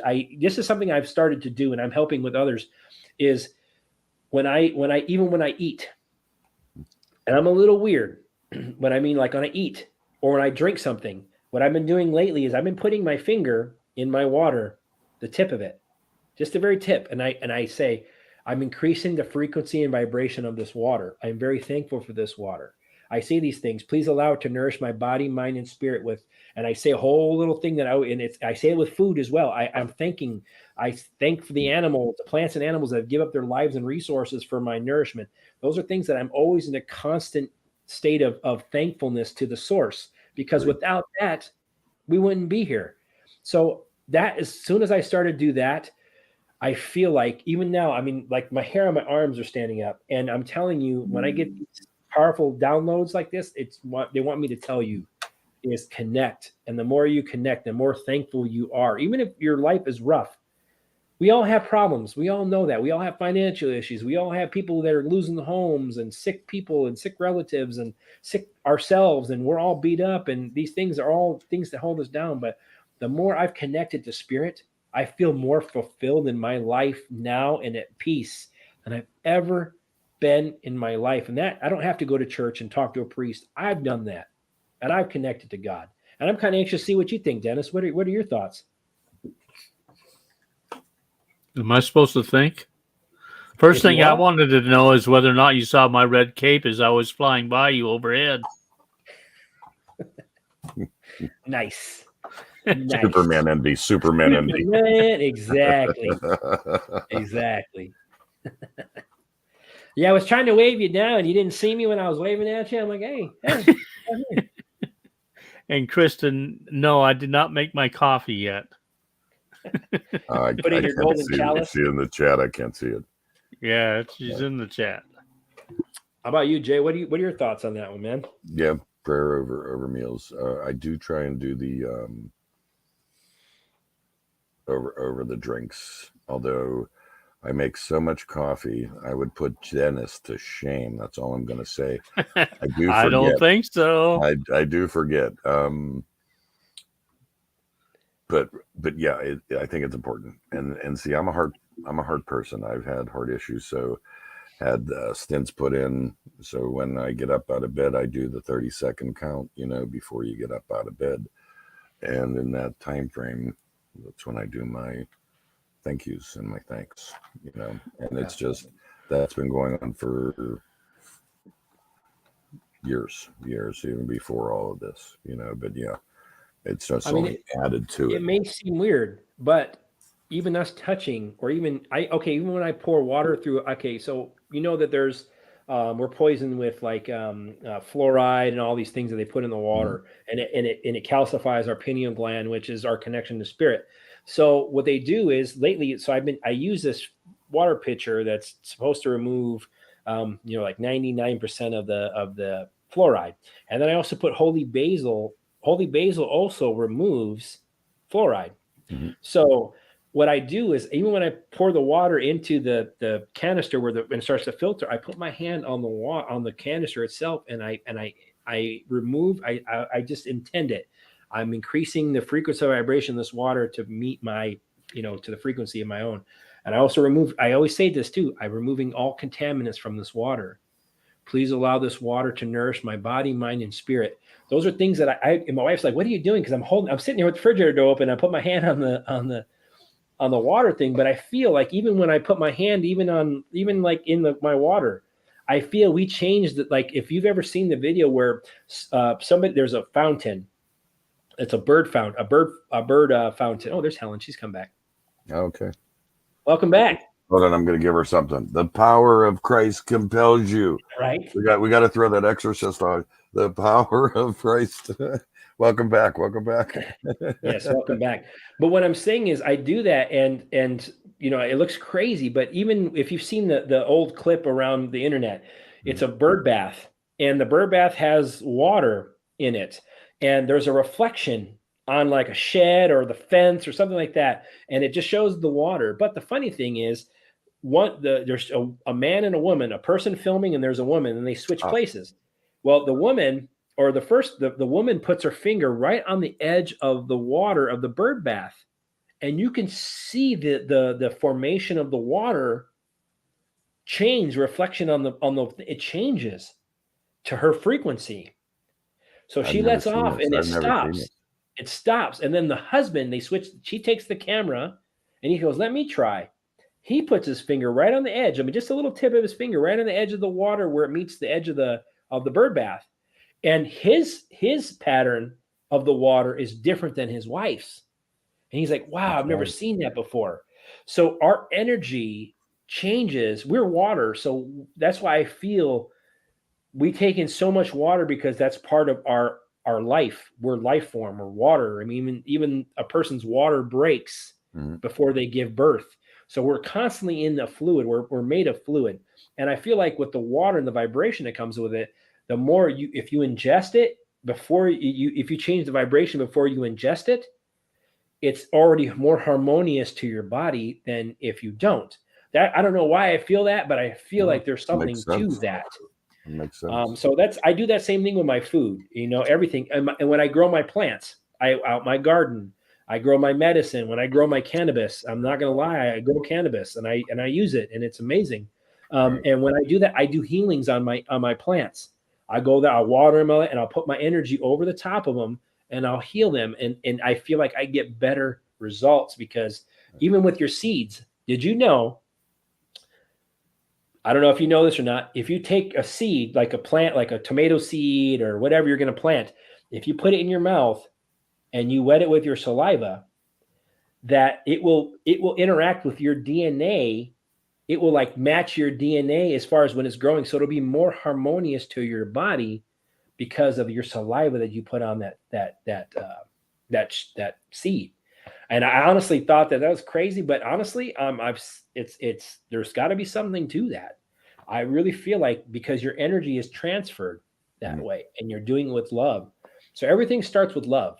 I'm going to try that. I'm going to try that with my cabbages, because if I can get a head of cabbage this big sync up with my DNA, I'd be happy on that. No, seriously, dude, that's interesting. Can we grab Helen real quick? Make sure she's got a connection. I can see her. Can you hear us, Helen? Can you hear me? Yes. I can't hear any of you. We can hear you. All right. Check your mute. Hold on, let me mute me. All right. Well, shout out to Roman. So when it comes down, we hear you. So honestly, it comes down to it. I mean, it's everything. I mean, literally. Okay. So another thing that I've done, and I want to share with people, it's helped me. I bought these grounding mats. It's a rubber mat, and I'm going to show everybody. It looks like this. Okay. You can see it just says conductive side. It's just a rubber mat. And I use it, and it helps me ground. Like when I'm working with electronics or anything, I put my feet on it and it grounds me. I also have a bed I have a grounding sheet for my bed, and it helps me.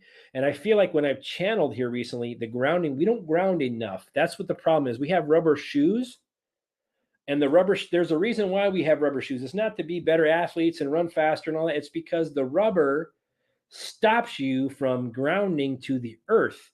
And that's why we have all these rubber shoes. If you look at old school shoes, they used to have little magnets on the bottom of their shoes that would connect to the earth, and it helped them ground all the time. So that's the reason why we have rubber shoes. So honestly, we don't ground enough.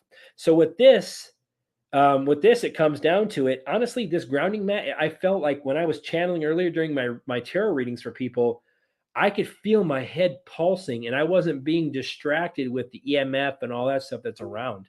And I feel like we need to do more grounding. So I always tell my clients when we're doing energy healings or anything like that, or tarot readings, to ground yourself. Even if it's put your bare feet on, or even with socks on, you can go and put your foot, if it's dry out, put your socks with your on the ground and stand on the ground, but barefoot is preferable. Even lay on the ground on a towel, whatever it is, just ground yourself, because we don't do that enough. And we get all these free radicals that stay in our body, all these poisons, all these EMF things, all these things we have. And that's why we have these free radicals floating around in our body, which causes inflammation, which causes all these illnesses and sicknesses we keep. And think about it. It's like it just keeps multiplying. These free radicals start connecting to each other. All of a sudden we have all this sickness and all this stuff. So I feel like grounding also helps kind of cleanse us, kind of releases energy that's stagnant, that's hanging on. So that's coming back to the ascension process that I've recommended for people. I ground even when I wake up from a grounded bed, and I go straight outside after my shower and everything, and I rinse myself. And I always, that's a ritual for me too. Washing myself is when I ask Archangel Michael to sever all the energy ties and that no longer serve me purpose, or not of my own energy, or not of my highest light and love. And I say, please, when you're washing this away, allow it to flow back into the earth and be renewed. So those are things I do. And I'm not saying you have to do that, but it makes me feel like, okay, I'm refreshed. And then when I'm done with that, I go outside and I take my flip-flops or my shoes off for a minute and I ground. I'll sit on the edge of my porch, put my feet on the ground, and I'll just close my eyes and just breathe. And I'll kind of connect for 2 minutes, 5 minutes, whatever it is you want to do. And I feel when I get up from that, I feel more like I'm lighter, if that makes any sense. And I feel like I'm kind of open. I'm open to possibilities, whatever that may be. That's my experience. And I honestly feel, do you ground at all, Helen? Well, with my CBD coffee, that's about it. That's the only ground? My daughter and I work 2 days a week, watering horses at my sister's horse farm. So it's like 27 stalls. So it's really nice to get out there and, be around the animals. And I get dirt on my hands. Apparently you can get grounded with dirt up under your nails. I don't know, if you don't go barefoot. So Absolutely. But that's kept my sanity. Do you ground at all, Dennis? Do I ground at all? I'll tell you what, unless I'm away from the house, I'm barefoot, inside and outside. Awesome. How about you, Mr. J? With my hands. I've had my hips replaced. I don't walk without shoes. And I think flip-flops are the worst thing they ever had men wear. Your toes should not be exposed ever. I'm sorry. Terrible. Bad. I got pretty feet, though. Sandals. Flip-flops. Just saying flip-flops. But no. Well, your feet are exposed in sandals. No. It's, if I see I don't want to see toenails. Sorry. I'm putting that in. I just want to keep them long enough so they start to curve. Yeah. I'm putting that in the suggestion box for the creator. Male. He needs a mani-pedi. Somebody send him one. But anyway, no. But I work in the garden a lot, so that's how I do it. But for me, I have to do it with my hands because there is a production to do it. However, on the few occasions I am barefoot, which is rare, that would be a walk to the pool. It's not pretty either. I do take moments to do that, but otherwise, it's hard for me to stand without shoes. But you're able to ground, though. I mean, you have a way of doing it. So what I'm telling people is you have a process that you do, and that's what I mean is you do use it, because I know you've ground before, and I've told you probably need to do that, and I feel like all of us do, because we get all this. That's why some of us sometimes have such a hard time sleeping. I'm not gonna lie, I had a hard time last night as well, but I mean, on and off I was awake, and not for long periods, maybe like a minute or two, and I go back to sleep, but I was awake on and off. The energies are heavy. I feel like especially the last week. I feel like the energies are really there's some battling going on with the dark and the light. And I feel like when it comes to the energies has been more heavy. And I feel like some of you may have felt these things. Maybe you're having, vivid dreams, or maybe you're up all night and you can't sleep. I know that's something that a lot of us have had. And I feel like we have a lot of pent up energy as well from our experience of our day, others we interact with, all the attachments. We don't realize we're attached. We attach our energy to everything we interact with, even every person we talk to, every animal we come in contact with, every plant we touch.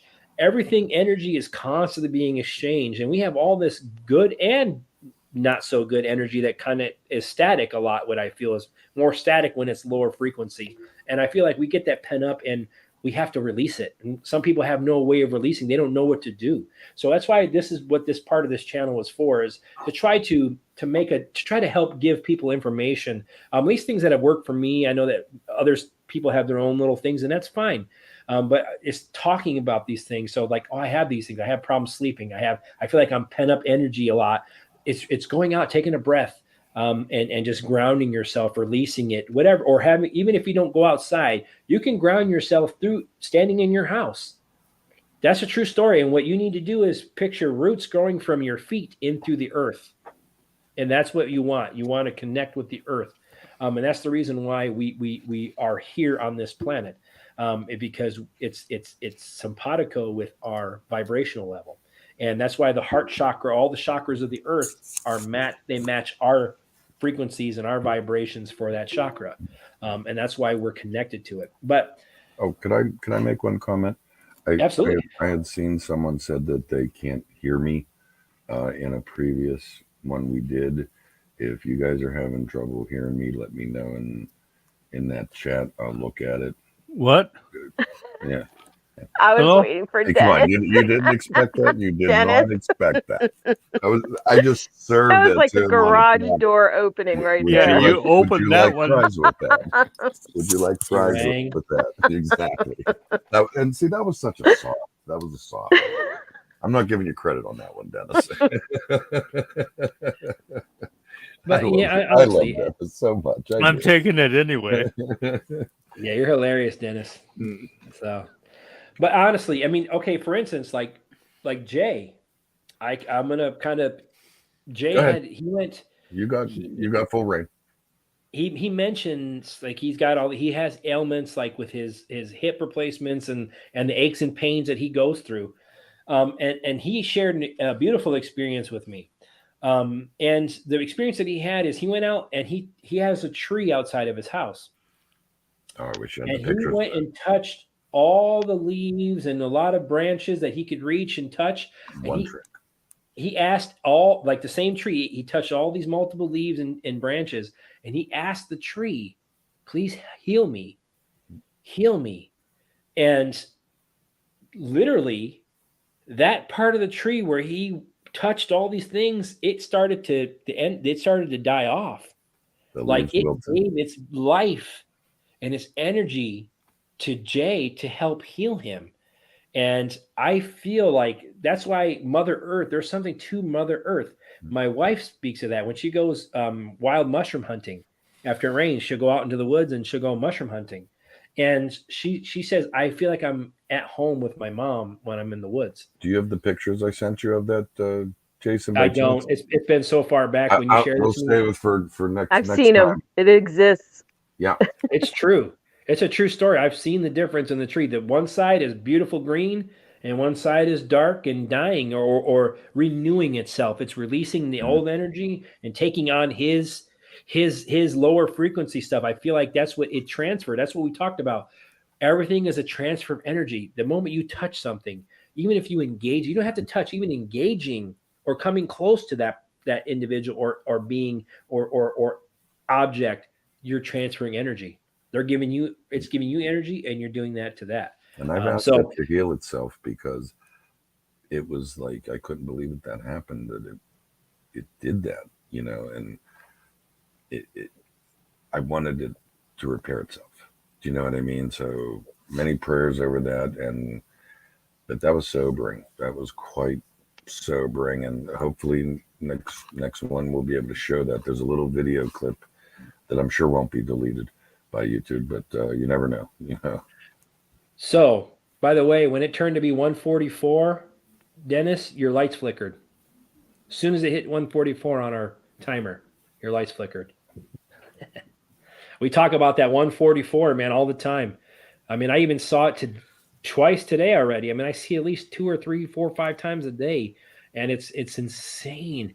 So these patterns, I don't know about you guys. We talked about these patterns and these things that we're noticing. It may not be numerical patterns. It may be speech patterns. It may be color patterns. It may be just patterns of energy that you feel that are consistent. Mm-hmm. I feel that more of us are picking up on these things. We're becoming more in tuned to these things.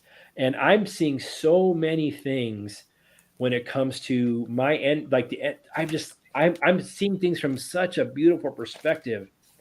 Like even my wife, I feel so blessed because I read this little thing, this little message I read. It says, God pulled you out of the darkness so you could reach back in and pull others out.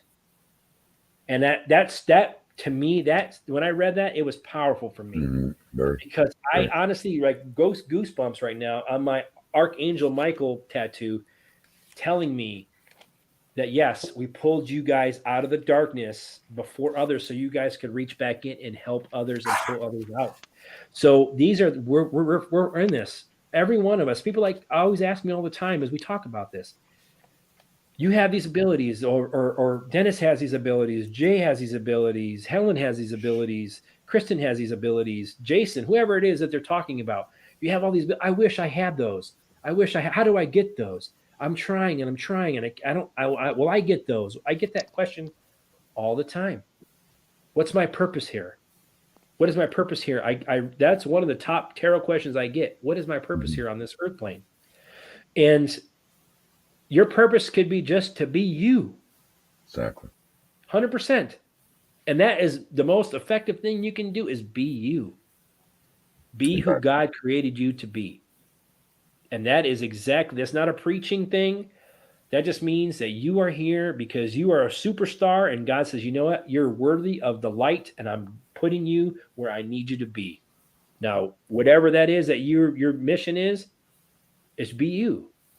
And whatever else entails with that, it's part of you being you, no matter how you look at it. So don't focus on the what ifs and I don't have this and if I'm trying, and it's not getting me anywhere. I get that a lot. And I want people to know it's okay. Right. Your gift will open. And when your gift open, it may be a slow bloomer like we talked about. I'm a late bloomer. But maybe when your gift does appear, maybe it's such a superstar gift that none of us have. Yep. So realize that there may be a divine timing. Everything is divine timing, and divine timing for your gift will come. Be you. Mm-hmm. I don't know what you guys think about that. That's kind of what my aspect to help others is what I feel, and I push out a lot. Well, my full name is 1044. Nice. Really? Yeah. Your full first and last name, all that? First, middle, and last. Nice. That's awesome. Funny thing is, when I put my name in too, my first, middle, and last name, 144 stuff comes up all the time in the gematria. So we're tied together. Excuse me. When I'm channeling a lot in my readings too, I get a lot of burps. Mm-hmm. I get a lot of burps all the time, and I apologize. And when I burp a lot, it's because I feel like it's stuff that needs to come out is coming out. Is why I get it when I'm talking to other people and reading cards for them. I'll start to burp and almost like try to hold it and like, oh. So my light come up. My lights flicker and you burp. and Joe's dogs fart. I've been good. Don't jinx me right now. Don't jinx me. Yeah. I'm charging. Sorry about my phone tonight, guys. Sorry. No worries. Hey, I'm very thankful that the channel. Yeah, I'm telling you, my computer crashed. Dennis's has crashed. Joe's has crashed. I mean, Marin last week. The initiation process. Yes. Yeah, I swear to you, that welcome is not a to joke. The show. Welcome to our show. Exactly. See, that's flickering. Flicker, flicker, flicker, flicker. Are you burping yet? Every time I laugh. No, I'm just kidding. Exactly. Get it, And Dennis. that's something like for my channel, like I picked Soldier of Light, but 786, the number 786, also as of the 21, but 786, if you think about it, and then in America, it actually means ascended master. And I feel that a lot of us that are here that are really light workers for the light, I feel we all are ascended masters. It just depends on what level of ascension that you're at, but we're all ascended masters. And I feel like that's why we connect to the Jesus consciousness. That's a real thing. The Mary Magdalene consciousness is also connected to Jesus, which is a real thing. That's the divine feminine. People don't realize that. There's a divine masculine, which was Jesus. There's a divine feminine, which is Mary Magdalene. So those are things that people... What's that? The archangel's consciousness. Absolutely. Absolutely. So, I mean, we all have to have that. I mean, I was pretty machismo, and the last few years, I've really softened up a lot for me. I mean, I've seen war. I've been in it. I know what it's like, and it's not pretty. And I've been around a lot of violence, and I've always been a violent person, not like around my family, but if I need to be violent, I am or was. But I've changed that thought. I don't want to go there anymore. I don't want to be part of that. I don't want that in my life anymore. Even when people really push my button to used to be like drop of a hat, I don't have that anymore. I try to step back and catch myself. I catch myself when I start to have these thoughts. And my wife busts me out too. If I say something smart ass about something, and she's like, Mr. Love and Light. And she's she's always busting me out, Mr. Love and Light. You got to use the Southern, bless your heart. Exactly. So, I mean, it's amazing my wife has kept. I'm pretty sure, when it comes down to, we all have our moments. Oh, yeah. Honestly, this is not a perfect thing. We're human. Even angels aren't perfect, guys. That's why they have fallen angels. They just don't have a sense of humor like we do. That's all. That's why I look at it. Yeah. So I've talked a lot today. I kind of want to hear, a little bit more of your perspective, Helen. What are your thoughts on some of that stuff? Well, you mentioned the angels because in 2020, I heard loud and clear from the Lord that there are more with us than there are against us. And if you think in terms of the angels, 1/3 fell and 2/3 did not fall. So there's always more with you than there is against you, no matter what. That's without people. That's without thinking about people. And then, of course, there's a lot of wonderful people for you and not against you. So I agree. What do you think, Jared? Joe?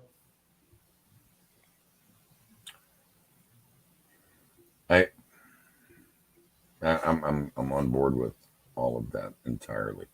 That is one of the ones, as far as the Bible goes, that one rings real true to me. Not something you can kind of make up where odd numbers. Plus, everything you see in the Bible is kind of based on 3 or 7. So when you hear those numbers, they kind of all roll together. It makes perfect sense. You got it, didn't you? You said 3 and 7.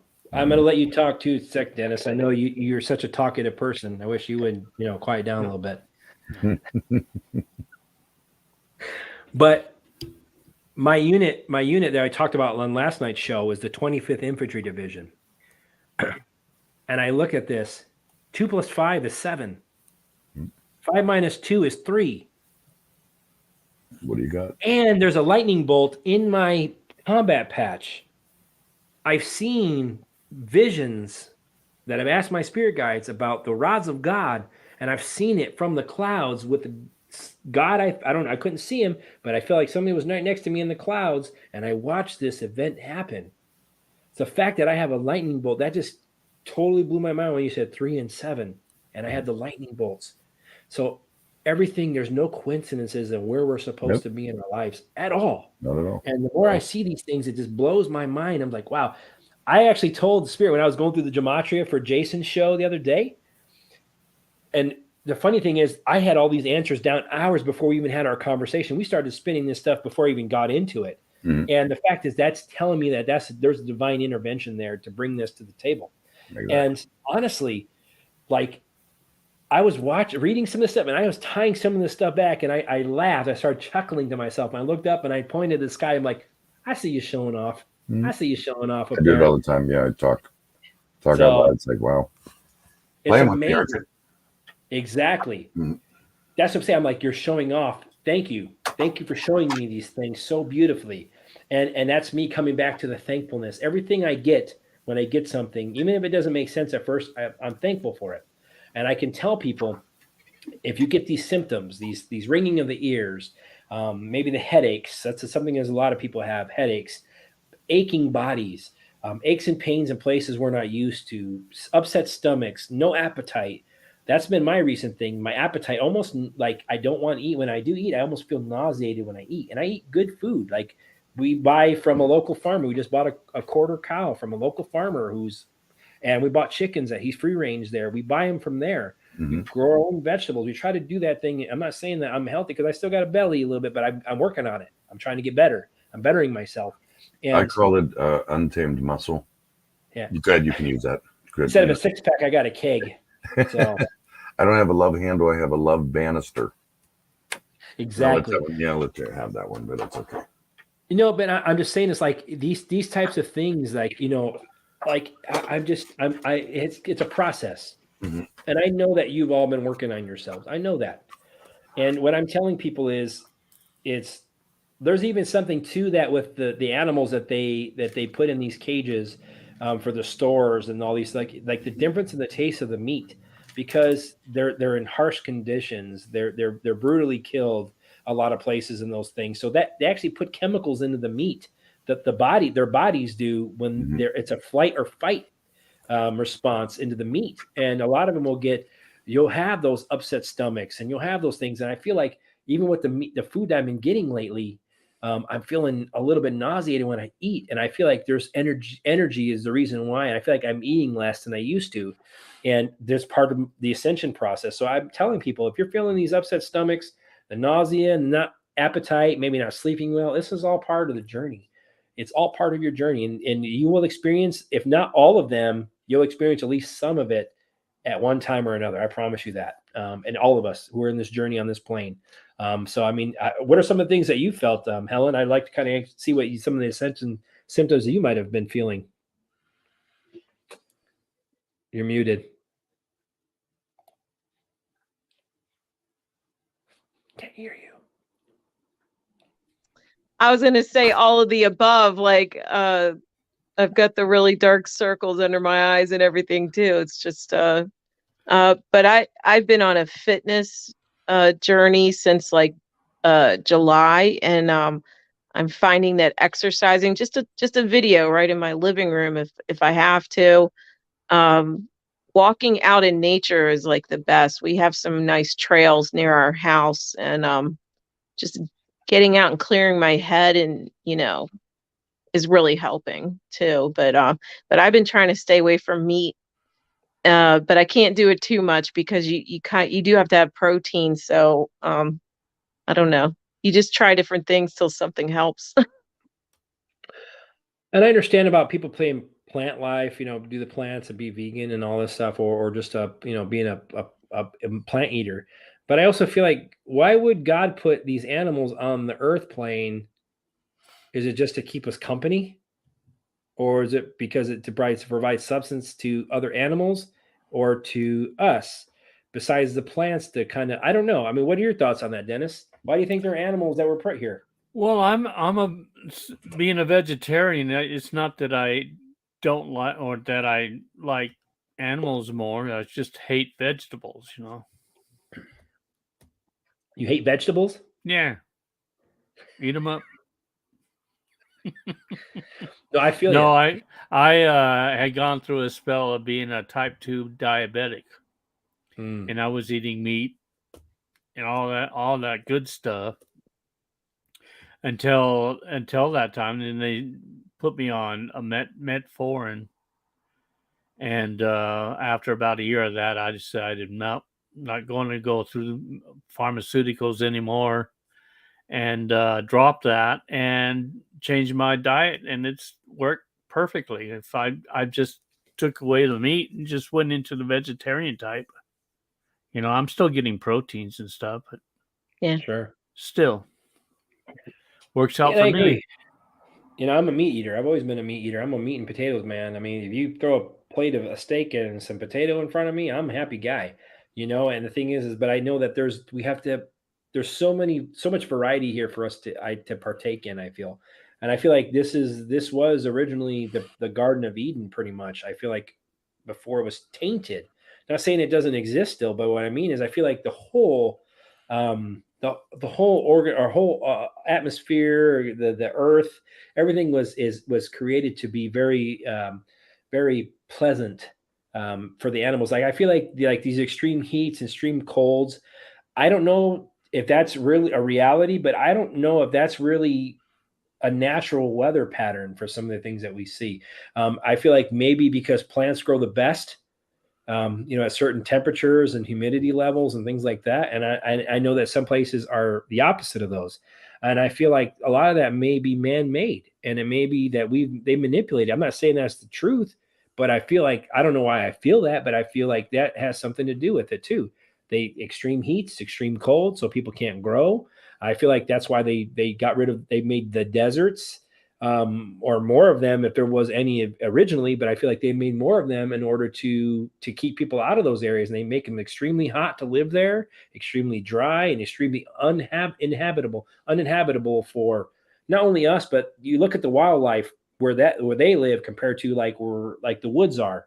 You're going to see a totally different wildlife base there. Even the deer, no joke, the deer in California where I used to live, dude, they were pitiful looking, and I was near the desert. I come here and I'm like right down the, like in my yard, in my backyard here. They come and eat my apples off my apple tree all the time. And I'm like, oh my goodness, even the babies are as big as the adults there, you know? And there's something to that. And I feel that everything has been done to manipulate everything, just for ecosystems, killing them, the water sources, everything. It's evil. Once we find out the truth of everything, we're going to be like, even us who are awake are going to be like, what the heck, man? This is jacked. What the heck were we thinking? Why, how did this ever get to this point? That's always my thought, is how did we get to this point? But that's neither here nor there. We're here. Are we digressing again? No. He went down a rabbit trail. Yeah, no. I believe me. The next show we're going to have, I'm going to bring some stuff. I had a couple of downloads this morning to go ahead and look into some stuff in my notebook. My notebook's always filled with things. If you haven't already, I'm telling you guys, if you have like some type of notebook or something, if you get these downloads, or even in your dreams, you wake up first thing. If I get this very prophetic dream, first thing I do is I'll start scribbling it. Whatever I get, I started drawing the alien faces that I talked about in a previous show. As soon as I woke up, I didn't know what to do. I just said, what do I do? I just started drawing so I could kind of get it, like when I close my eyes and I get those. So when I'm telling people, show those. I have a picture that I sent. Let me see if I can find it. But I'm saying is, the more you chronicle those things as you get them, they may not make sense right now, but they may make sense later. Yeah. And that's what I want you to do. So that could be spirit just coming to you and testing you to make sure that you're ready for this. That's why they throw those little probes in there. They're not going to give you the end all be all and your first spiritual experience that you may not be used to. They're going to take it in little baby steps. Unless you ask them, like I mentioned before, I'm open, I'm ready. Just let it flow into me no matter what. If I'm scared, doesn't matter, continue to flow. But you have to ask for that. That they won't intervene unless you ask them to intervene. That's the part of the free will in our universe. But I'm going to pull up, see if I can find that picture. I have a few journals myself. One journal I do for dreams, one for thoughts, and one for miscellaneous. Yeah, everybody should keep a notebook on their nightstand, because if you wake up in the middle of the night, you want to just jot it down. Mm-hmm. All right, let me see. I do, because if I go back to sleep, I won't remember. Yeah, my problem is I might forget between my bed and the desk. So I have to have it near the bed. All right, I'll find it. But old. The funny thing, I'm almost there. Uh-oh. Is it by your video? No. All right, Dennis, fill the space. It's the picture of, okay, here we go. Okay. Space is filled. So I don't know if you guys can see. Let me Yeah. see. Yeah. I mean, I Yeah. know it's not very. Let me see if I can expand it a little bit. No, oh, I see. One of them has J. Rocco's hair. Okay, so these are the different alien faces that I saw. The top one on the very with the smallest head, it has slitted eyes. I feel like that was a reptilian, and Okay. everything you see how it looks like there's scribbles around the edges of their faces and their Yeah. eyes. That's because all I saw was electricity and the shape of their faces, but I was able to see their pupils when it came to things. And the pupils that I'm seeing is I saw the very long faced one. I've seen the long eyed one. I feel like this one right there is the closest to human. And because I has the shape of our head almost, but a little bit wider on the top, but the chin is more square. It's more like a human. If you look at the other ones, they're very pointed chins, very very narrow pointed chins. This one's more, and actually, if you look at like this one with the dark eyes, this one here, in the middle, right there, has the pure dark eyes, but the pupils were dark. I could see the outline of the eye and electricity, but they showed me the pupils specifically, and the pupils were just kind of dark, like somebody's regular pupil. This one that I felt was the most human, that one there, you see the eyes are similar to ours. They're similar shaped, a little bit bigger, a little bit wider as far as that, but they had the same, and they had the dual slotted nose. It wasn't a protruding nose; it was slotted, but the mouth was still the same, like ours. It was open and it was like circular, so it could show me. And I feel like the first one they showed me was the reptilian. And I feel like because they showed me the eyes up close, they showed me the eyes open and close this way with the pupils purposely, so I could see them. And I feel like that was something that came to me. And then the next night, like I said, I got it was three dots in a triangular shape. And it was flying above me. And I was asleep and I could look up and see these bright lights above me. And then when I went to Utah, as I mentioned before, I saw that UFO. A funny thing that happened to me the other day too, something told me to go outside and take a look at the sun, right? I actually went outside to take a look to ground, and I looked up at the sky, and the moon was clear as day in the middle of the day. This was the picture of the moon, clear as day. You can see little dot. It looks like it was at nighttime. So something told me, look at the sun. So I don't know if you could kind of see. There's a little dot right there. That little dot, as I was staring up, I was looking through my camera lens. This little dot was moving all around the sun, like it was moving sporadically all around the sun, and it was big, and I caught it. And when I caught it, happened to catch it right at the right time that you can see that. So later on, and it's bigger in this picture than it looks like on the screen. But something told me later on, go look. I was at my nephew and my niece's soccer games that day. And we were looking at chemtrails, and I looked up at the sky. I'm like, I'm going to take another picture and see if I can see this. I don't know if you can see, if I expand it. Let me see. There's a little dot. If you can see it kind of at an angle, I can't really tell. There's that little dot. See, it's in a different location than it was before. It's not next to the sun anymore. But I caught it again in a different location. And it's the same orby looking thing that was moving all around.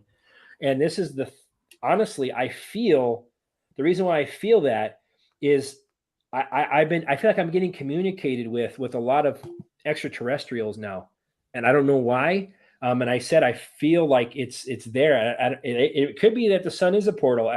It's probably a possibility. But the fact that I was seeing this thing move around like a ship or something, and it wasn't a bug because I got that same picture in that second hours later, but it was in a lower location away from the sun. So what I'm saying is be present. Just if you get those downloads to do something, but that's what I'm telling people. That's what comes back to this book. If you feel it, do it. If you feel it, do it. There's a reason Spirit's telling me. Someone told me, look up, take a picture. I don't know why I take a picture of the sun, but I did, and that's what it showed me. So what I'm saying is when you get pulled that way, roll with it. There's a reason for that. I don't know how you feel. How do you feel about that, Dennis? If you get something, do you kind of like you write it down, you just go with it, or do you think about it a little bit, or you just kind of write it, then digest it? I'm kind of usually I'm half asleep or asleep, and I wake up momentarily, and then I'll write it down. I'll go back to sleep, and I'll look at it later. Exactly. How about you, Helen? What do you? I mean, do you get those types of things? I mean, what is your problem? Well, I'm not looking for no aliens, I'll tell you that much. I'm still trying to figure out all the religion stuff. But Yeah. I have had 2 dreams where I've been able to lift objects with my mind, and then all of a sudden, like a bunch of objects around me, and then all of a sudden they drop. Like I've seen that twice in a dream. And I don't know. I don't know if that'll happen in real life at some point, but it was kind of wild. They say that your dreams are your astral body. You're actually doing things.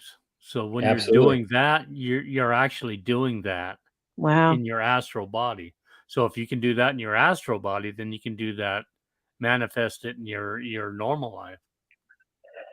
And the funny thing is, practice. Exactly. And I feel like a lot of us are superheroes. I feel like when we are able to, when our DNA is upgraded, I feel like there's going to people who are going to be able to manipulate elements, the water, the air, like the airbenders, physical matter. I feel like some of us have other gifts that others don't.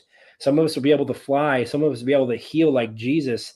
I mean, there's so many things like being just so many beautiful gifts that we all encompass, but each one of us will have our own special abilities because we're individuals. We're special in our own way.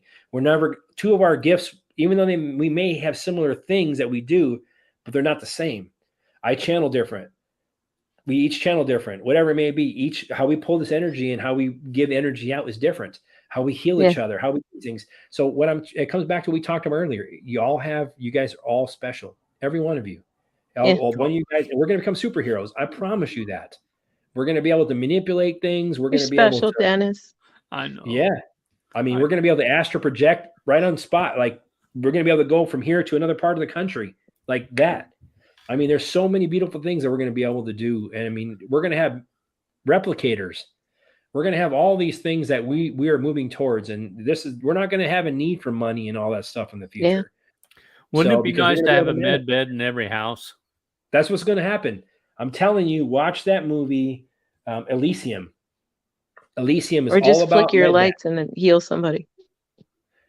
Right. And they had each house on this Elysium had med beds in their homes. And literally within a couple minutes, people were healed. And they actually showed somebody lay in the bed on this Elysium movie. And they showed this woman walk into this. She was already in shape, nice and skinny. She walked in, laid on the bed, and her hair grew. Her bangs grew, her hair grew. She got younger, and she got right out of the bed and walked off. I mean, it was amazing. I'm like, oh my God. Yeah, probably wasn't even special effects either. That's what I'm saying. The stuff they put in movies, exactly. There's a reason why they put that out to say, hey, they poke at us. Hey, look what we have. Look what we have, and you guys can't have it. This is make believe, and it's really not. I'm telling you, the human brain is smart, but it's very intelligent. It's quantum computing level. But these ideas that people come up with, you honestly think that someone's just going to randomly say, I'm going to call this a med bed, and I'm going to create this. There have to be some type of downloads from a higher source or some type of example for them to pull from in order to better it. And I don't care what it is. And it's something like that, med bed. And it's all about energy frequencies. And how this was in Elysium, is all the elite went up to this space station. It was beautiful, all organic farming. The air was beautiful. They had beautiful mansions. I mean, they had spaceships, anti-gravity would go up there and come back. And the rest of us on Earth, or the people on Earth, were killing each other, fighting each other. They had robot police officers that were walking around. You are being blah, blah, blah. And they would arrest them, or they break people's arms, the robots. I mean, it's sick, and they're fighting each other in their sickness and all this stuff. And these people would go up, and they would all these elite would be up there. And the funny thing is because they weren't citizens of Elysium, the people on Earth. So they hijacked the system is how it worked out, computer hacked it, and then made all the people on Earth part of Elysium. So once that happened, literally there was like this release of information, like went through the computer system, says release all humanitarian aid. So what they did was literally they had all these robots and all these things come out, and they came down, and they had med beds for everybody. And the people were, that's what they came down. They actually healed the world because somebody went and hacked the system and took it away from the darkness, and they used it for everybody to heal. So I thought that was a great movie. And I mean, it was pretty strong about how we're going in this world and where we're going as far as the light. And there's truth to the movies. They don't put that stuff out for a reason. They just don't put it out but they put it out to laugh at us, mainly to say, look what we have. And I feel like a lot of these elites probably already have that technology in their own places, to be honest with you. They have to tell us what they're doing anyway, and that's the clever way of doing it, is to fantasize it. Yeah. We might even get to the point where we won't need the med beds. Like, you can just focus in on healing somehow, and heal yourself or heal others. But it's all whatever works. It doesn't matter. Yeah. And that's where it comes down to, because honestly, it connects to our DNA. So we'll be able to do that. We'll be able to heal ourselves once we're at that high enough frequency. I feel these things are just going to be extra. You know what I mean? Right. The anti-aging. And honestly, I feel like maybe some of these cabal members have been around for a long, long time. I honestly feel that. I feel like some of these older monarchs and things like that, they've been around longer than we feel. And I feel like they have these technologies that have kind of been, and plus the blood substance that they like to suck down. And that's supposed to be like the anti-aging fountain of youth is what they call it. They call it the fountain of youth. So I feel like some of these people are way older than what they appear. Or these clones or whatever it is that they do. Yeah. There's multiple things that they do besides that. But I feel like some of these people that are pulling the strings from the top, I feel like they've been around for a long, long time. So that's what I feel. But other than that, I mean, it's been a great show. I really appreciate you guys coming on. I appreciate the Soul Tribe. Looks like we lost Joe there for a moment. Maybe he had to go take his dogs out. We lost Helen here a couple times. But before we go, is there anything you'd like to tell the group there, Helen? Go Navy. Go Navy. No, thank you for having me. You guys got me out of my shell. So that's what we do on this channel. Believe it or not, we bring people out of their shells. So how about you, Dennis? Is there anything you'd like to share with the group on the way out? On the way out, plant the seed and don't overwater your message or you will kill it. Agreed. Don't drum it into anybody else. Just plant the seed. Exactly. And that's where it starts. Even the tree of life started off as a seedling. Realize that.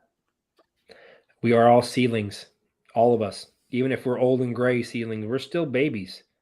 Like we were originally meant to live hundreds of years. So, but what I'm saying is we're young, we're still young and we're growing, we're evolving just like nature does. It evolves. That's what we're doing. We're evolving. It's part of what we have to do. We start off as seedlings. We're babies. We're still babies in this universe. And that's a true story. Even if we're connected, we may be just gray-haired babies, but honestly, I want people to know that this is a journey. It's a slow moving journey. Trees aren't growing overnight.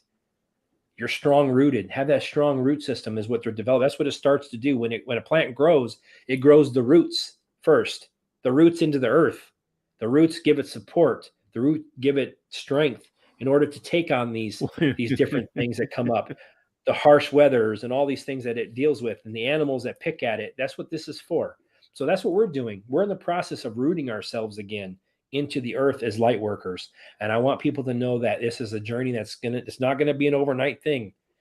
Don't focus on the when, as we always speak about. It will happen in the divine timing it's supposed to for you, not a second before, not a second after. And plant those seeds is what Dennis is saying. You are a seedling. Plant more seeds for those beautiful seeds to grow. The more that we grow, the more we flourish. The more the light comes, the less darkness is available. And that's what our job is. Our job is to heal ourselves and heal the earth.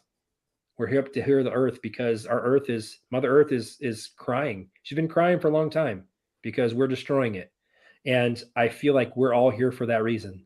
So take pride in your journey, even if it's just to be you. Take pride in it. We're part of this army together. We're all soldiers of light.